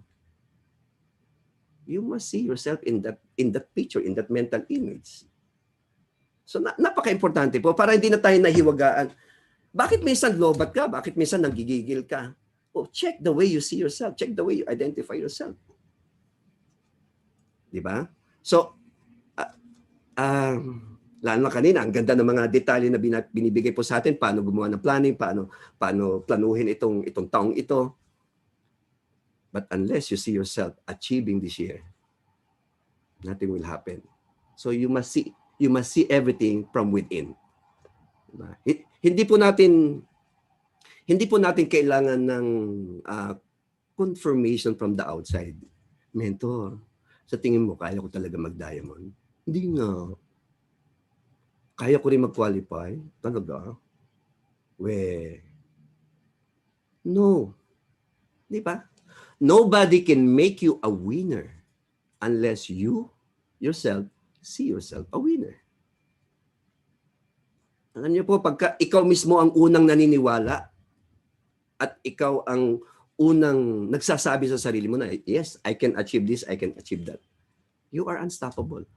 You become so enormous and the entire cosmos and the entire universe will cooperate to what you believe and to how you see yourself. Tingnan niyo po, ang daming mga classic example dito. John Francisco, first year high school graduation. Pero tingnan niyo po. Tingnan niyo yung mga pag ninanamnam natin mga sinasabi niya. 'Di ba? Tingnan niyo po yung na-achieve niya. Bakit nangyari 'yon? Kasi cute siya? Kasi iyon ang pinaniniwalaan niya. Kasi ganun niya in-identify ang sarili niya. Ako po, ganun din. Yung sinasabi ko po ay based on my experience. Ditong naka 13 minutes ako, natetense ako dito sa oras na to. Di ba? So, again, it's how you see yourself. Ang daming mga simpleng analogy dyan eh. Halimbawa, helper mechanic. Laging kasama ng mekaniko. Question, pwede ba na pagtagal-tagal itong helper mechanic maging mahusay na mechanic? Pwede. Pero ang tanong, lahat ba ng helper mechanic naging mahusay na mechanic? Hindi. Hindi lahat. Unless makita niya ang sarili niya na magiging mahusay siya mechanic. Kaso pagtagal sabi niya, ano nangyari? Ang tagal na kasama yun ng mekaniko. Yun, nagtayo ng parlor. Kasi talaga sabi niya, ang gusto ko talaga yung parlor. We're just trying to get the message of that story. Sinasabi natin, lahat ng success story may mentor sa likod. Totoo naman. Diba? Halimbawa, Manny Pacquiao. Diba? 8 world title holder. Ang nasa likod, Freddie Roach, coach. Tama, di ba? Question. Lahat ba ng keynotes ni Freddie Roach naging champion? Hindi rin. So, ano yung hiwaga, di ba? Unless you see yourself a winner, unless you see yourself an authentic achiever, unless you see yourself that you will really get something because you know you deserve on that something, then it will happen. So I hope maintindihan po natin, no? Nobody can impose a definition for yourself. It's you. Along the journey of your personal life, you must discover what is your purpose, who you are, your strength, and the different spaces that you need to improve to yourself. Tayo po ang mga katuklas nun. Yung outside environment natin, reinforcement lang yan nung ating major structure, mental structure. So importante po na maintindihan natin, no, na malaki ang kinalaman ng na kung paano natin kinikilala ang sarili natin. Para itong gigil na to, once and for all, mag-manifest. Hindi kailangan, ano ka ba? January na, ano pa gagawin? No. Di ba? Tulog ang iba, gumagalaw ka. Tulala ang iba, ikaw, umaarangkada na. Kasi ganun mo nakikita ang sarili mo at ganun mo binigyan ng kahulugan kung sino ka sa taong ito. Ika nga. So the first cause that greatly influence our grit is your self-identity. Di ba? Ang second, your ability to focus. Okay? Your ability to focus. Next page, please. Ayan. Dito po, ang binigay natin na magandang example is in the name of Andrew Carnegie. No? Si Andrew Carnegie ay kilalang-kilala sa buong mundo kasi siya po ang sa top 5 na pinakamayaman sa buong mundo during the 20th century. That's number 1 is Andrew Carnegie. Second is the Rockefeller. But Andrew Carnegie, ito pang interesting dyan, no? Yung mga top billionaires ngayon sa 21st century, ang net worth ni Andrew Carnegie during his time up until now ay 3 times sa mga top billionaires ngayon ng 21st century. So kung nakikita natin na yung mga binabanggit ng mga billionaires, young billionaires, imagine times 3 sa net worth ni Andrew Carnegie. And that's the reason why there was an instance na ang US government gumawa ng isang team para imbestigahan itong business operation ni Andrew Carnegie. Kasi suspicious. And to find out, lahat ng negosyo niya, lahat ng galaw niya everything is legal. Authentic. Kaya tinanong siya, ano ang sikreto mo? Bakit ganyan kakayaman? Bakit ganyan successful? And guess what? Click next, please. Ito po yung sinabi niya. He has the ability to keep his mind focused and attentive. He could explore new opportunities, visualize creative schemes, and implement them with huge success due to his ability to pay attention. Pasimplihin natin, the ability to focus. The ability to focus. Alam niyo po, kapag tayo ay, balik tayo kay Andrew Carnegie, no? Yung ability to focus, meron siyang binitawan na very specific technology. He has the ability to focus on a certain thought, on a certain thing within the next 5 minutes without being distracted. While hindi siya madidistract. 5 minutes, parang ang sarap pakinggan, di ba? Parang 5 minutes lang, kaya ko yan. But based on study, among common people, based on study, kahit 1 minute po, hindi magawa ng marami. You know why? Kasi scientific research tells us in just 1 second, ang brain natin nagpa-process ng at least 10,000 stimulus, different stimulus. Maybe habang nagsasalita ako ngayon, nagpa-process ka, gumagalaw yung kamay ko, anong nakikita mo, malamig ang aircon mo dyan sa lugar mo. Ang daming mga pinaprocess ng brain mo. And that by itself, di ba? There is a great challenge for us to really focus on what we are thinking, on what we are hearing. And yung gigil, nanggagaling yun doon sa pangalawang cause na yun. The ability to focus. Can you imagine?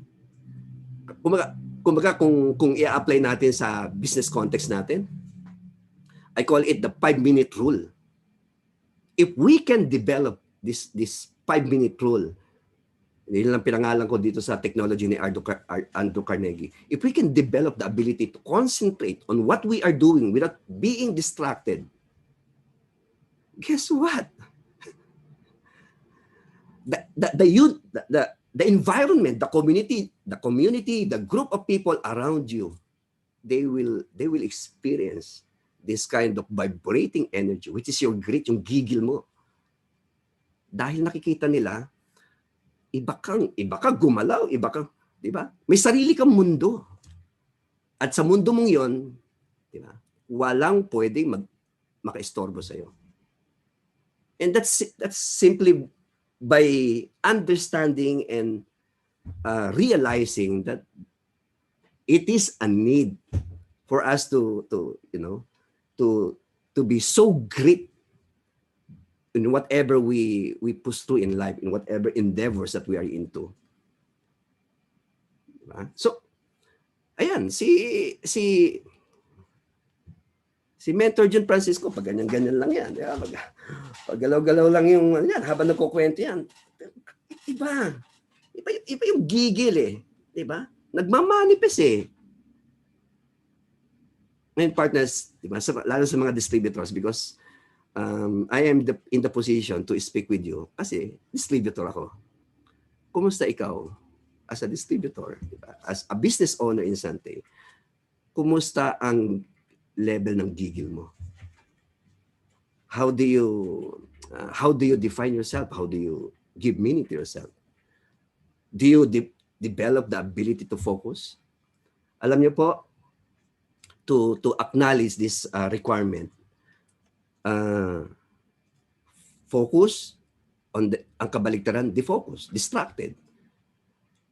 Importante pong maintindihan natin at ma-recognize natin na napakaraming elemento na pwede talaga makadistract sa atin. From inside out. Karamihan dito wala sa inyo. Pero most people, at minsan mga distributor pa sa Sante, apektado rin ito.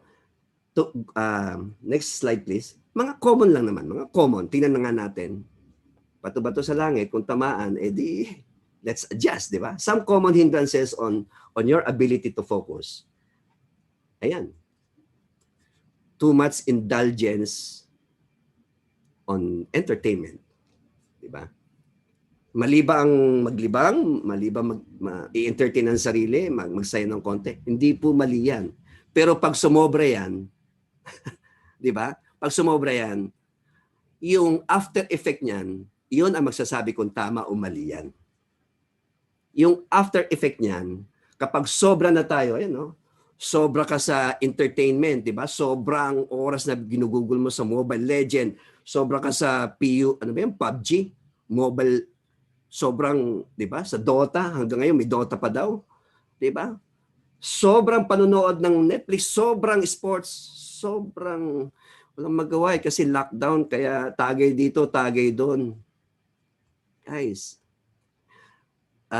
karapatan mo yan kasi decision mo yan, buhay mo yan. Pero when we talk about in the context of being successful and in the context of grit, abangan mo yung after effect nun, unti-unti niyang papatayin yung gigil mo. Bakit? Kasi you know for a fact, di ba? Pwede na procrastinate ka, na compromise ka, and here comes the basic, here comes the fundamental, here comes the science. You are not able to sustain your focus. And nagmamanifest sa ating physiology, nagmamanifest sa ating galaw. Hindi katulad ng isang senaryo na ito yung deadline, ito yung target, ito yung goal, ahead of time na achieve mo. Nanggigigil ka. Bakit? Meron pang time. Baka po pwedeng simulan mo na kung ano yung next. What is next? Diba? Maganda yung isa sa mga values ni Sante. Celebration for every win. W-I-N. Celebration for every win. What is next? Ahead of time, nagawa mo, celebrate mo kagad. Then, what is next? Then, what is next? And if you are in the series of achieving what you want to achieve, by virtue of this ability to focus, then guess what? Mystery sa marami yung gigil mo. Pero ikaw naintindihan mo. Ano naintindihan mo? Ang gigil mo galing doon sa abilidad mo na masustain yung focus mo. Diba? Yung ating mga tendency, yung ating mga we need to recognize that we have this inner tendency. Importante lang conscious tayo, no? Importante lang alam natin na eto na naman. Bisyo. Di ba? Bisyo. Hindi natin iisa-isahin yan. Pero malalaman mo na bisyo na yan kapag nahihirapan ka ng bitawan yan. Nakakatulong ba yan para sa paglago natin sa buhay? Paglago natin sa kamalayan?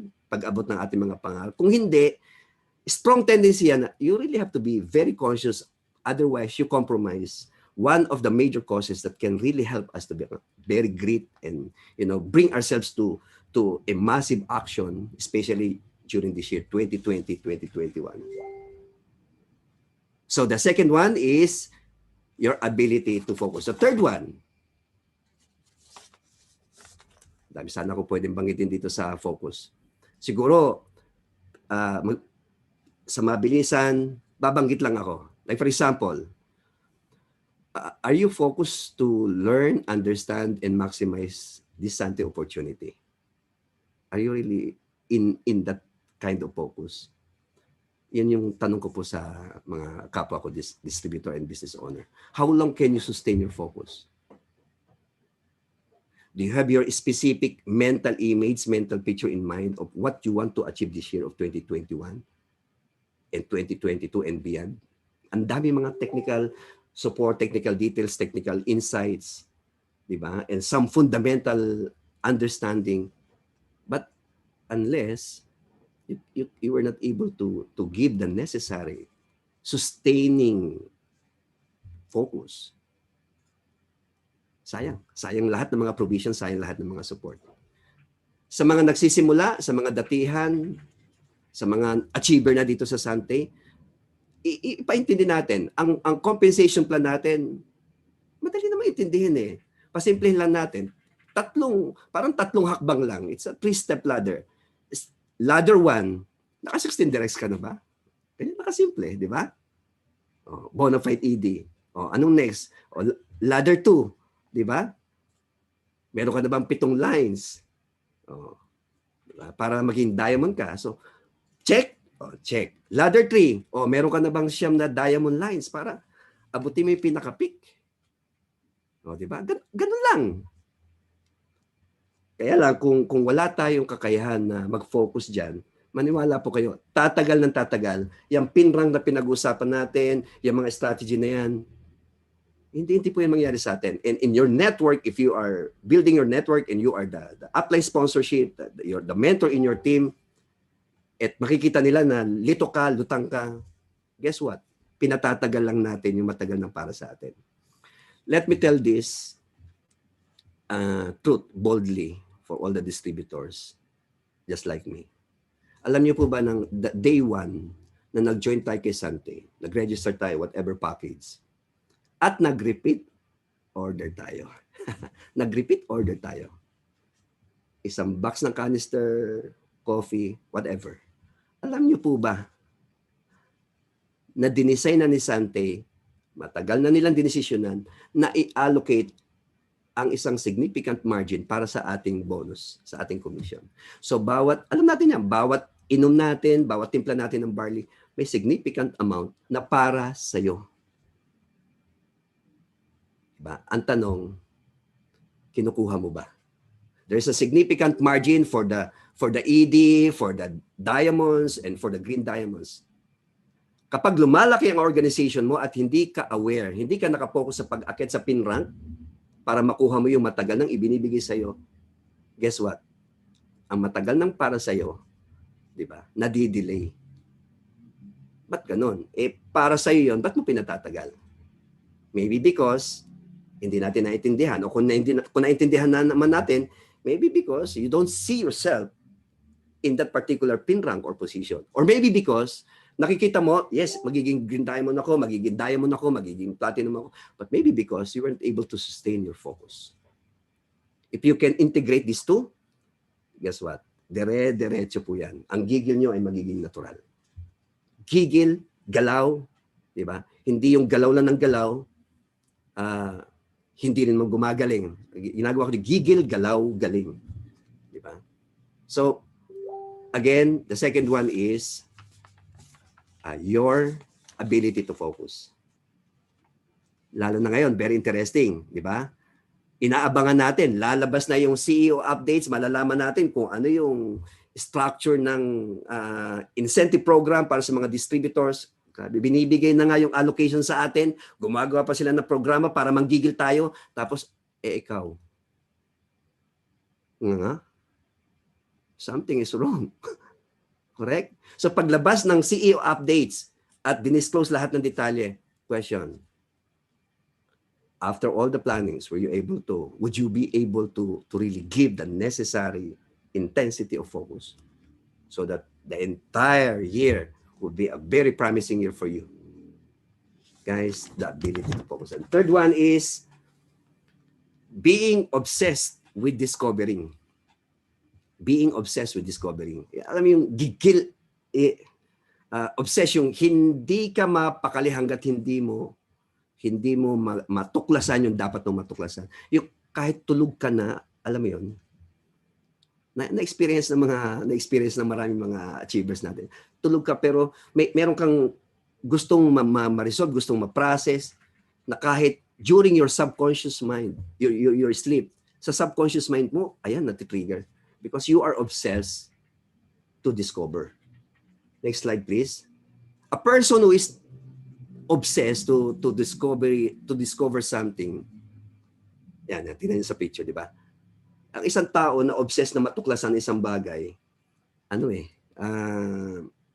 talagang naturally it produces grit and that person becomes unstoppable. Shout out sa mga unstoppable, mga unstoppable talagang this should be the group na hindi matatawaran yung gigil. Kaya hindi mo rin sila mapigilan. And the underlying truth, please click next, the underlying truth about this obsession to discover, it becomes an antidote. Ayan. Nagiging remedy siya, nagiging panlaban natin siya sa mediocrity. Nawawalan ng space yung pagiging average person, nawawalan ng space yung okay na to, Hindi okay. Bakit mayroon pa akong gustong malaman tungkol dito eh? Para ka lang nagluluto. Di ba? Passion mo magluto. Tapos yung luto mo, sarap.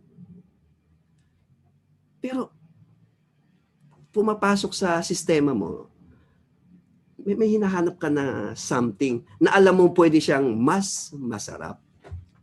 So the next time around, nung nagluto ka, ayan na. Di ba? Tinutuklas mo. Hindi ka titigil hanggang di mo malaman kung ano yung ingredients na something is missing. Tapos, ayan na. Eto na. Natimpla mo na, naluto mo na masarap. See? So you keep on discovering, and the more you discover things, the more you will realize that you need to discover more. And here comes the grit. Hindi po tayo matitigil. Hindi po tayo matitigil. We will never reach a point in life na alam na natin lahat. Di ba? So, question. Kumusta? Pagkatapos ng lahat ng mga narinig natin, di ba? Nanggigigil ka ba na makuha yung mga major points mula doon sa first speaker, second, third, fourth? Kahit makakuha ka lang ng mga 3 major pointers, insight na naka-strike sa'yo, gigil ka ba na i-compile yun? Gigil ka ba na makakita ng mga specific avenue sa iyong business, sa iyong buhay, kung paano mo ito may apply? Gigil ka ba? Di ba? Tuklasin natin. Kaya nga ako, ginawa kong mantra yun eh. Lagi kong sinasabi, lahat ng bagay na pag-aaralan, hindi ako marunong magluto, pwedeng pag-aralan, pwedeng matutunan. Hindi ako marunong mag-drive, pwedeng pag-aralan, pwedeng matutunan. So I therefore conclude, kahit walang college diploma, kung anong bagay na gugustuhin mo, pwedeng pag-aralan, pwedeng matutunan. So tutuklasin ko yan. If we have that kind of statement in ourselves, tutuklasin ko yan, guess what? Yung grit and grind is no longer an issue. So, pwede ba nating isulat yan para lumabas yung energy natin? Isulat natin sa chat. Tutuklasin ko yan. Di ba? Tutuklasin ko yan. Di ba? So, pwedeng tuklasin, pwedeng alamin. Ay yung mga top leaders natin dito, yung mga gigil ni Gabs Icalla, Chris Galineto, di ba? Mark Piranco, Mercy Valdelobar. Ano ba mga meron dito? Tuklasin natin. Dominic Alonso. Paano nangyari yun? Walang alam sa negosyo, pero on his first year, naging gold ED and travel qualifier. Second year, platinum and diamond, travel qualifier, car qualifier, breaking the record. Tuklasin natin, saan nanggagaling itong mga ito? Paano nila to nakikita sa sarili nila? Diba? June Francisco, June Atlas, Gerald Gallego. Sabihin mo sa sarili mo, tutuklasin ko yan. And that is it. That is a good preparation for all of us for this year of 2020 and 2021. Much that I want to share about this topic, but to recap everything, ngayon naintindihan natin, ang gigil, ang galaw, hindi na magiging hiwaga para sa ating lahat. Sa iyo magsisimula ang puwersa, sa iyo magsisimula ang energy. It's just that we need to learn how to give a healthy meaning about ourselves. Love and respect for yourself, diba? Good health, self-esteem, diba? Love yourself, celebrate with yourself, and yan, diba? So you have your good identity about yourself. The second one is the ability to focus, and the third one is be obsessed to discover what you must discover. So sana po itong buong kabuuan ng ating programa, ng ating mga napakinggan ay isang malaking take home. Para hindi ka laging nakatingin sa labas, kundi meron tayong self-mirror at maging natural ang gigil natin. And thank you for your trust. For people who will be coming into this company, thank you for partnering with us here in Sante. And together, we will thrive as one this 2021. So I am Joel Viluyong, Sante Global Elite member, with grit and grind for 2021, and I'm on grass. Thank you, Sir you. Joel. Maraming salamat. Tutuklasin ko yan. Maganda yung gano. Maraming take-outs, no? Maraming takeaways for tonight. So, maraming learnings. Maraming salamat sa inyo, Sir Joel. Ang ganda ng mga topics natin. Yan. Ano pa sasabi? Tutuklasin ko. Ako halos masabi, Ma'am Bing, grabe talaga yung learnings, no? So at the end of it all, syempre, kailangan masusukat mo ang iyong direksyon dito with Sante. If you are really in 100% grit and grind, ika nga yung galaw tsaka yung gigil at galaw. So again, palakpakan po natin Mr. Joel Luyong. Yes. Thank you, thank you. On behalf sa mga speakers natin tonight, we would like to thank Sir Mike Sibayan, Sir Eric Maranan, Sir Paul Kaluwag, Sir June Francisco, and Sir Joel Luyong. Maraming salamat na oras ninyo, binigay ninyo sa amin para sa limang daang nakinig sa atin tonight sa Facebook pa. Okay? Ian, we have a part 2 for this. No? So, wag niyo kalimutan, okay? So, i-update niyo yung poster for next Thursday. There will be a part 2, no? So, part 2 for the We Thrive as One in 2021. Part 2. So, another set of BODs, directors, and leaders na magsasalita. Okay? So, Yes, we Mambing. have... Wait lang ha. Sige po, Mambing. Okay. Okay, so for next Thursday, January 21, part 2 po. Kung na-excite kayo ngayon, most likely and for sure, ma-excite. Hindi lang ma-excite because abangan ninyo maraming learnings for next Thursday, which is January 21. We Thrive as One Part 2. So we have invited Ms. Minette Carag, our Chief Product Officer, and she will be talking about the John Maxwell Leadership Tip. No, marami yan, pero may konti siyang ibibigay sa atin. And we have invited Mr. Enrico Garcia, and he will be talking about world-class Sante Business owners because we are going global. No, hindi tayo limited. Do not limit yourself dito sa Pilipinas. Napakalaki ng ating market. Marami siyang share. And then we also have our one of the favorites, Mr. June Atlas. We will be discussing success is in the system. And last but not least, our beloved CEO, Mr. Joey Marcelo. Topic niya, 2021 yan. Okay? Sante's vision for global dominance. Okay? Napakaganda yung mga topic nito. Very suited sa mga speakers na invite natin. Okay? And then, and also for that's happening on January 21, 2021, ladies and gentlemen. Abangan nyo po. We'll be having our very own CEO, Sir Joey Marcelo, for Thrive as One in 2021, the Sante Engage Kickoff Training Part 2. Okay. So here is our poster. Siyempre, pinapa-excite ko po kayo, ladies and gentlemen. Here it is. Okay, tama po si Ma'am B. We have Ma'am Minette Carag. We also have Mr. June Atlas, Mr. Enrico Garcia, and of course, our Chief Executive Officer, our Ironman CEO, Sir Joey Marcelo. So mark the date, January 21, that's 7 p.m. Thrive as One in 2021, the Sante Engage Kickoff Training Part 2. Thank you very much, Ma'am Bing Kalinawan, for joining me tonight. It has been a wonderful night.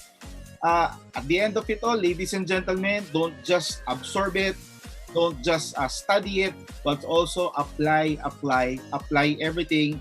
This 2021, talagang pinaghandaan po natin to. Mambing, nabigyan natin ng magandang training at magandang simula ang ating January of 2021. So I hope you guys learned a lot and I hope you guys enjoyed at na-empowered po kayo namin ngayong gabi. Okay.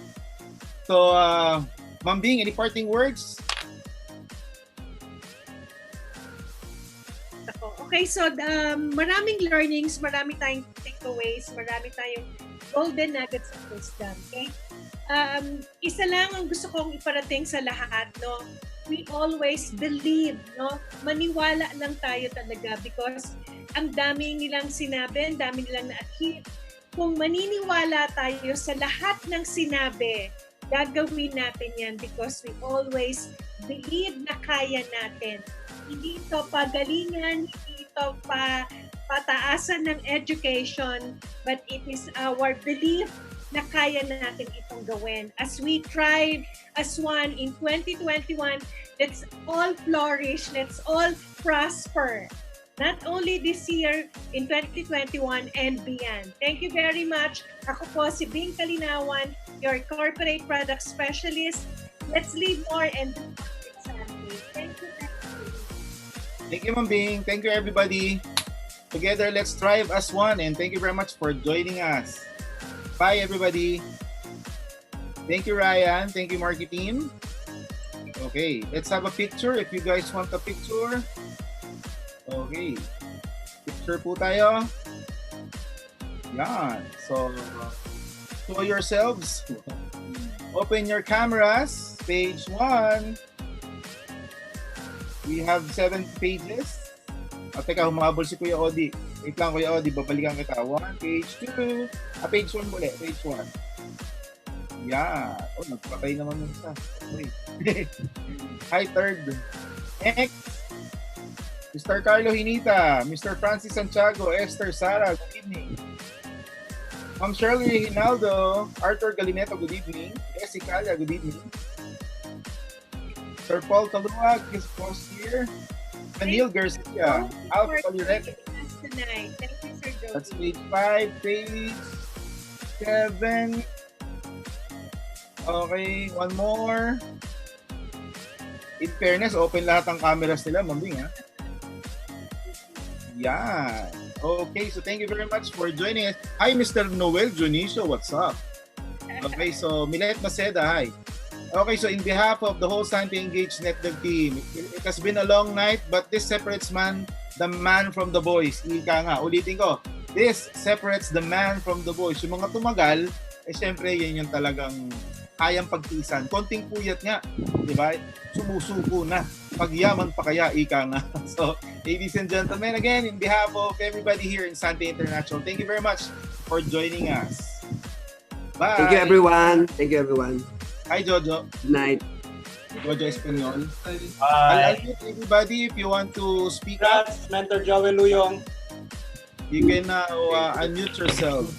Galing yung mga idol. Thank you po. Hi, Sir Joey. Sir Joey. Thank you po sa inyong lahat. Congratulations, Sir Joey. Sir Joey. Thank you, sir. Thank you sa lahat. Thank everyone. Thank you, Rian. Thank you very much. Thank you, mentors. Mentors, thank you, Bing. Thank you, Sir Joey. God bless you all. God bless. Thank you. Thank you. Everyone, thank you. Thank you, Sir Joey. Thank you, Sir Joey. Everyone. Congrats po. Congrats. Sir Gab. Congrats. Thank you. Congrats po.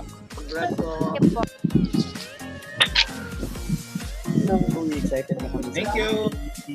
See you next week for part 2. Thank you, Sir Ian. Thank you, Sir Ian. Thank you, Ian. Thank you. Hey, Sir June. Bing. Upline Bing. You're the best. Upline Bing, you're the best. Thank you po. See you po Love you, next Upline Bing. Love you po. Okay. Good night, everybody. Again, thank you sa ating guests. Thank you. Lakas na palakpakan sa ating mga speakers. Yay!